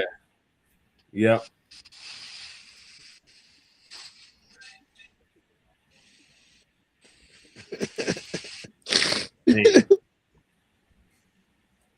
Okay. Okay, mic check. How about now? Try it now. Much better. Okay, mic check. How about now? Yeah. Okay, I went from the headset, man, to the plug-ins, man, to the plugs, man. You know what I'm saying? But man, but these Yeah, you can't go wrong motherfuckers, with man, you know, they be earplugs. rigging this, and you know they be rigging this shit against us, man. You know what I'm saying? And what have you. But getting back to that broad there, Elizabeth Henry the Eighth, okay, that was Elizabeth the First, right? Because let me see now what the trick was. Okay, King Henry the Eighth had another daughter out of wedlock, married the Queen of Scots. You see what I mean? And Henry the Eighth did not be succeeded by a woman. So, but Elizabeth, you know, the First, okay, because King Charles' mama, who they just shook ground about a year and a half ago, she was Elizabeth II. But Elizabeth First commanded her troops in the field, similar to what our sister did down there on the continent of Akibalan. You know what I mean? Yeah. Queen Hatshepsut, okay, because she commanded her troops in the field. Yeah, she commanded her troops in the field. And them motherfuckers bow down too. You know what I mean? Yeah. Yeah, but they were stone cold killers though. Yeah, they was. Yeah, they was. You know what I'm saying? And then when the fuck boys came down there from Greece with their asses talking about, well, you know, you're all a part of us, and I think they went and smashed a couple of them. And I'm trying to remember what Caesar it was Julius Caesar was never defeated. But I think when Hannibal went through the Swiss Alps, he had brought down Octavius Caesar, or the Caesar, but it wasn't just.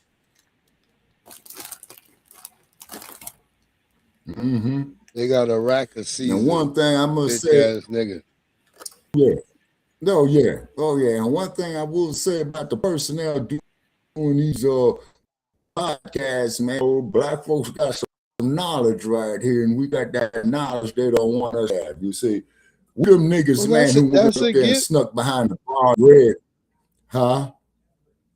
That's a given. They know that. They know that. I said that's a given. And then they know this. And this is why they didn't let the internet take off early like they could have.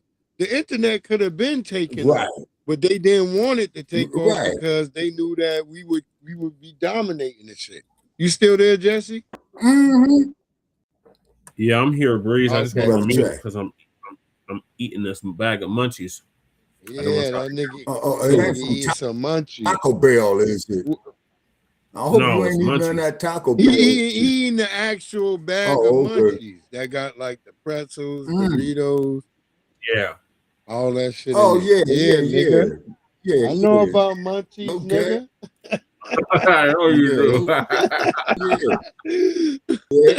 Yeah, I know about some munchies too. So I'll be eating them so the shits thing at is work. that I wanted, but what I wanted to tell you, Breeze, to compliment you on, though, is this, man. Okay, when Henry VIII died, right, Queen Elizabeth I, she went and said, hey, I challenge any of you bust-ass motherfuckers out here for this throne. And she put some work in on them, man, and they bowed down. Yeah, and they bowed down, you know what I'm saying? And I saw some shit, man. Who was that there? Robin Hood, Prince of Thieves. Go ahead. And I was gonna say, I'm not exactly a fan of Morgan Freeman's, you know what I'm saying? But at least one thing in it, he did play one of the Moors, you know what I'm saying? And he was about this old blind white man who asked him, he says, man, what are you? He says, I'm white. And the white boy damn near pissed and shitted on himself, man, you know what I'm So we're gonna do search on them cats, man. You know what I'm saying? You know, on the Moors, you know, and then also to researching too, brother, check the University of San Quentin, my namesake, you know what I mean? And then keep in mind, went through the coursework right there, man. For you to get your PhD degree, man, you had to do like 20 years over there. Master's degree, 15 years. The bachelor's degree, 10 years, you know? And then here come boys out of Europe, man, going down there, taking all the knowledge, saying it's theirs. You know what I'm saying? Who was that there? Aristotle? What was them three tricks names? Aristotle, Socrates, and Plato. Plato. Yeah, there you go. Yeah, thank you, gentlemen. You know what I'm saying? And they ain't created shit. You know what I'm saying? But then, then they want to come over on social media. Oh, that's racist. That's racist. That's racist. Motherfucker, there ain't no such thing as a black racist, man. We don't own no goddamn institutions to be racist. You know what I'm saying? Starting with the department. That's it exactly, Shabaka. Racism and white supremacy is prejudice plus institutional power. There you go. Now I love the way how you put it, because I got into it. Yes, sir. And then, I had to educate this Nabisco.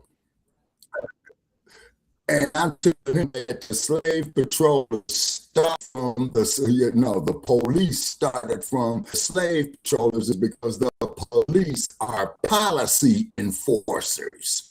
You see what I'm saying? Now, how the hell, man, you gonna have some damn Barney for fucking a police academy for 12 weeks and he gonna know all the goddamn law, and it takes a lawyer 8 years to get a J? This shit don't add up. They don't even have to have a high school diploma. Damn. Yeah. And then Jesse, you gonna let less time. It takes less time. Oh, wait, hold on. I was gonna say it takes less time to be a police officer than for somebody to become a beautician. Yeah. Just note that. Yeah, you're right about that, please. Yeah, because after cosmetology courses, man, I've got to take every bit of about a year. You know what I'm saying? To acquaint yourself with the different hairstyles, different type of texture of hair. You know what I'm saying? And chemicals. But then You're dealing with chemicals. Yeah, chemicals. Yeah, exactly. You know? And you gotta take a whole OSHA. You gotta take a whole you gotta take a whole OSHA class for that. Oh yeah, I know safety and health administration course. Okay. Okay. But then, any man, nigga you know, who work with chemicals, you gotta take that test. Right. Okay. And so does that include chemicals like for antifreeze and stuff like that too? Yeah, you're supposed to take anything that's harmful to the environment or harmful to you. You're supposed to take an OSHA test. Right. Oh, okay. And the OSHA people, okay, I you're just supposed to take an OSHA test. Uh-oh. Oh, it's today. Wait, hold on. I can barely hear you. Okay. I was saying is what's the topics on the restream today? Oh shit. Well, we've been through a majority of them. We talked about the Irving case with the young brother down there, and they got an arrest. And we talked about some of Nolan Wells' case. Let me see. What did I have anything? I got some stuff I think left. I'm just trying to get a feel for how Restream is acting. Right. And then while you're doing that, Breeze, okay, on the Nolan Wells case, that case is tainted to high hell, man. And as far as I'm concerned, they murdered that young man. You know what I mean? And then, you know, what's that there where the judge was saying that we did last night, Brother Che, he was saying, give me back my phone, give me back my keys. So, robbery and murder. Yeah. But then again, I'm not in a great state of, am I crooked letter I, humpback I, you know? Yeah. Yeah. And it seemed to me, man, when you have discrepancies like that at the state level, Brother Jay, now you're more educated than I know the word is law. Shouldn't that be like where the federal courts need to come in, man, with some type of intervention on that? Yeah. But I don't Because see I'm willing to bet donuts. Yeah, I don't see this DOJ doing that though. Yeah. Right, and then you should have seen hearings that they was trying to make for ICE or man, and they caught that motherfucker. And you know what I'm saying? That shit was hilarious. Comey. That shit was hilarious like a motherfucker. You know what I'm saying? Wait, what? Who got caught in lies? That old prune face. That happened earlier this morning. Okay, this motherfucker. Oh, and what it is duties before the Congress, man.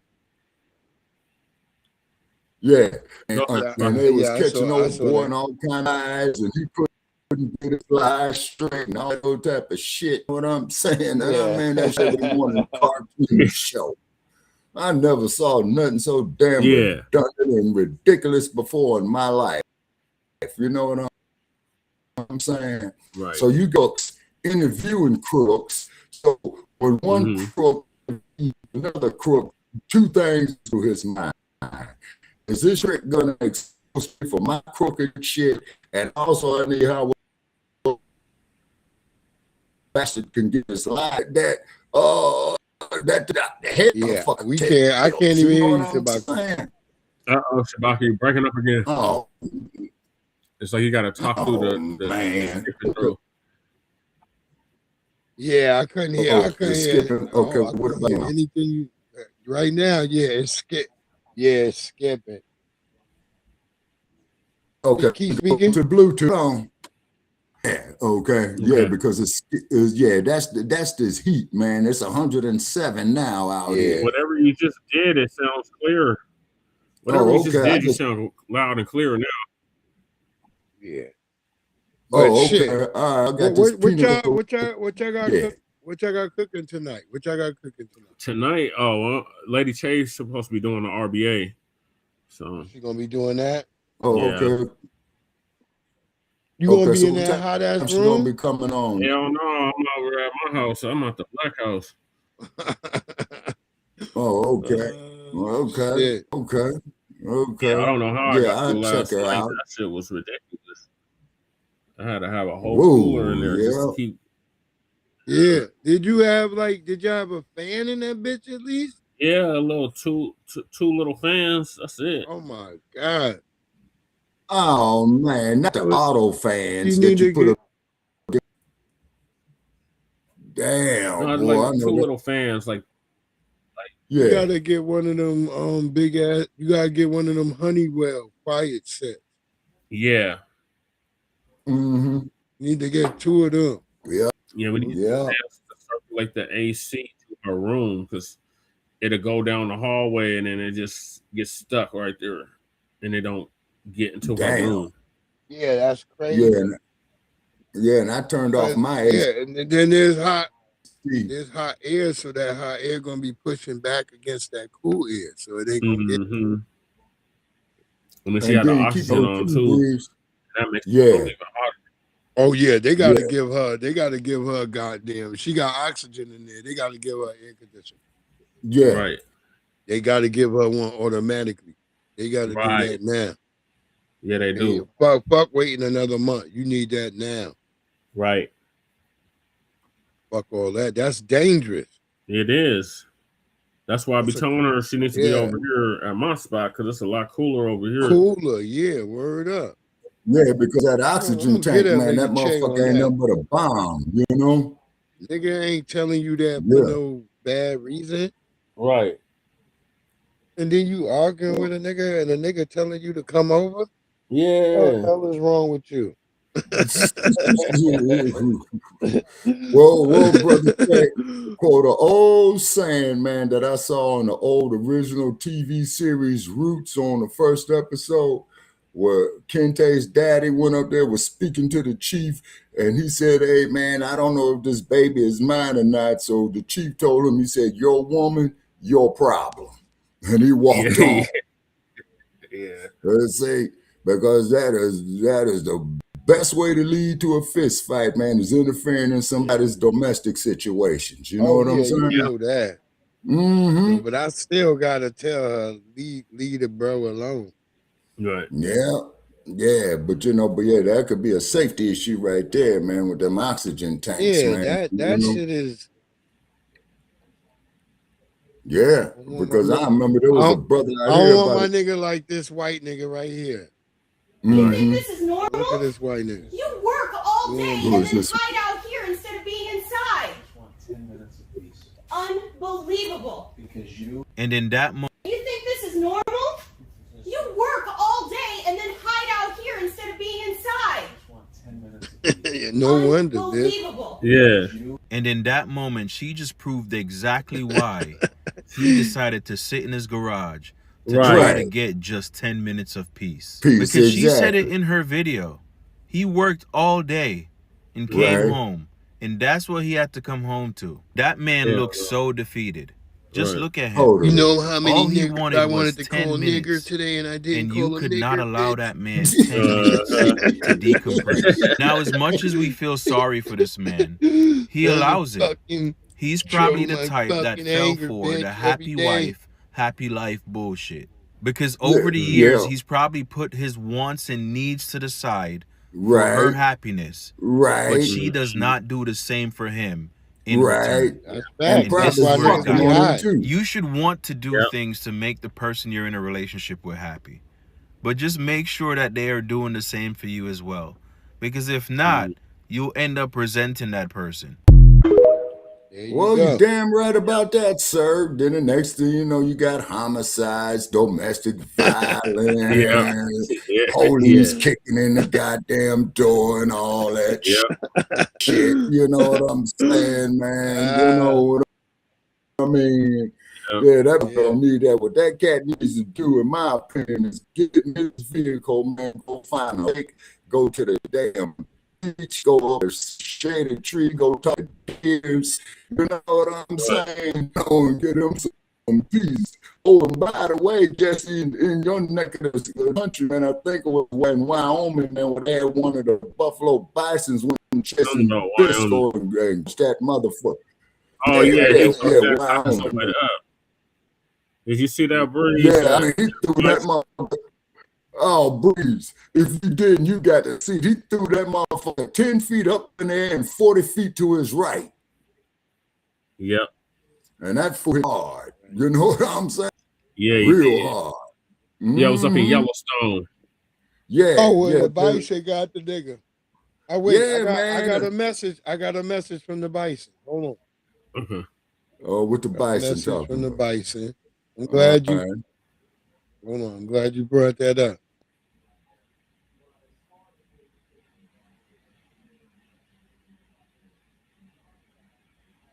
It's not like all that he's getting. He wants y'all to understand that he's just. Oh no, you're breaking up. He's trying to raise bison kids. Oh, punk ass restream. Yeah. You know, man, these motherfuckers be sabotaging us on purpose, man. All the time. We don't own none of these streaming platforms. Yeah. We don't own Restream. We don't own Spotify StreamYard. We don't own none of that. Yeah. And then also, too, you got to look at where these motherfuckers is headquartered at as well. You see? Yeah. Be off in these damn little hill ass towns. Yeah. Mm-hmm. Yeah. You already know. But you know, so that, come back in. Okay, yeah. So I think Breeze, because I think he's pulling up the clip. You know what I'm saying? And that bison brother, he has to go. He kicked that mother. So we're just gonna hold it down until we get back. Yeah, and the bison, man, he went and charged that motherfucker, man, and he went there and he lifted that motherfucker up about 20 feet in there and 40 feet to his right. And he did. I'm like, yeah, and I said, damn. And you remember the one about the deer, where the dude was out there trying to hunt the deer, and the deer went around his rear flank, man, and he picked that motherfucker up and killed his ass too. And I said, more power to the deer. Nature is man. tired of them. The damn seal. Did you see the seal get up on the beach and tell all the Wait a minute. Nabiscos to get the hell out of the beach? Oh yeah, I saw that, man. Yeah, where he started running up and down the beach, telling them to shake the spot, and them motherfuckers was Yeah. moving too. Yeah, he told them to raise the fuck up out the neighborhood. He take over the day. You know what I'm saying? Mic check. Y'all can hear me? Yeah, we can hear Yeah. you. Oh, I saw that seal, and the way the media tried to put it, like, oh, the dangerous seal. No, the seals is like, bitch, ain't you? This ain't for you. Right. Exactly. They trying to reclaim back their spot. Like, get the fuck up out of here. Yeah, exactly.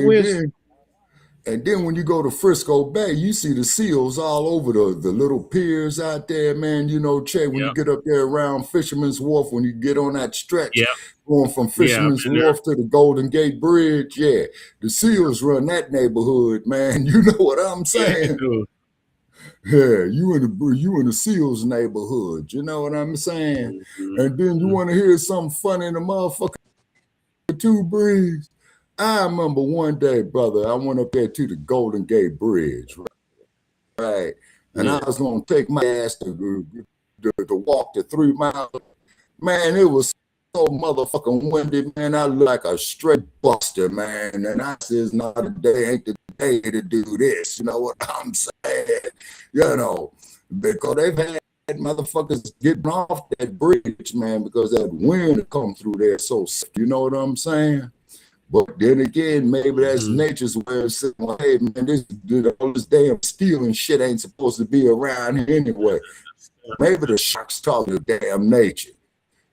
Yeah, you see, the Frisco Bay is only 90 feet. I'm breaking up again. What about now? Yeah. Sound better. Okay, what about now?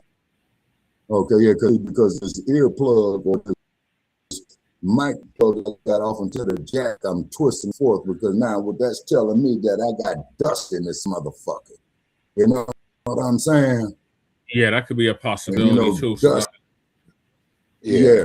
And I think there's some shit that you can get. You can spray on the inside of your components to get dust, but you got to use the right shit, or otherwise, man, your shit'll be junk. You know what I mean?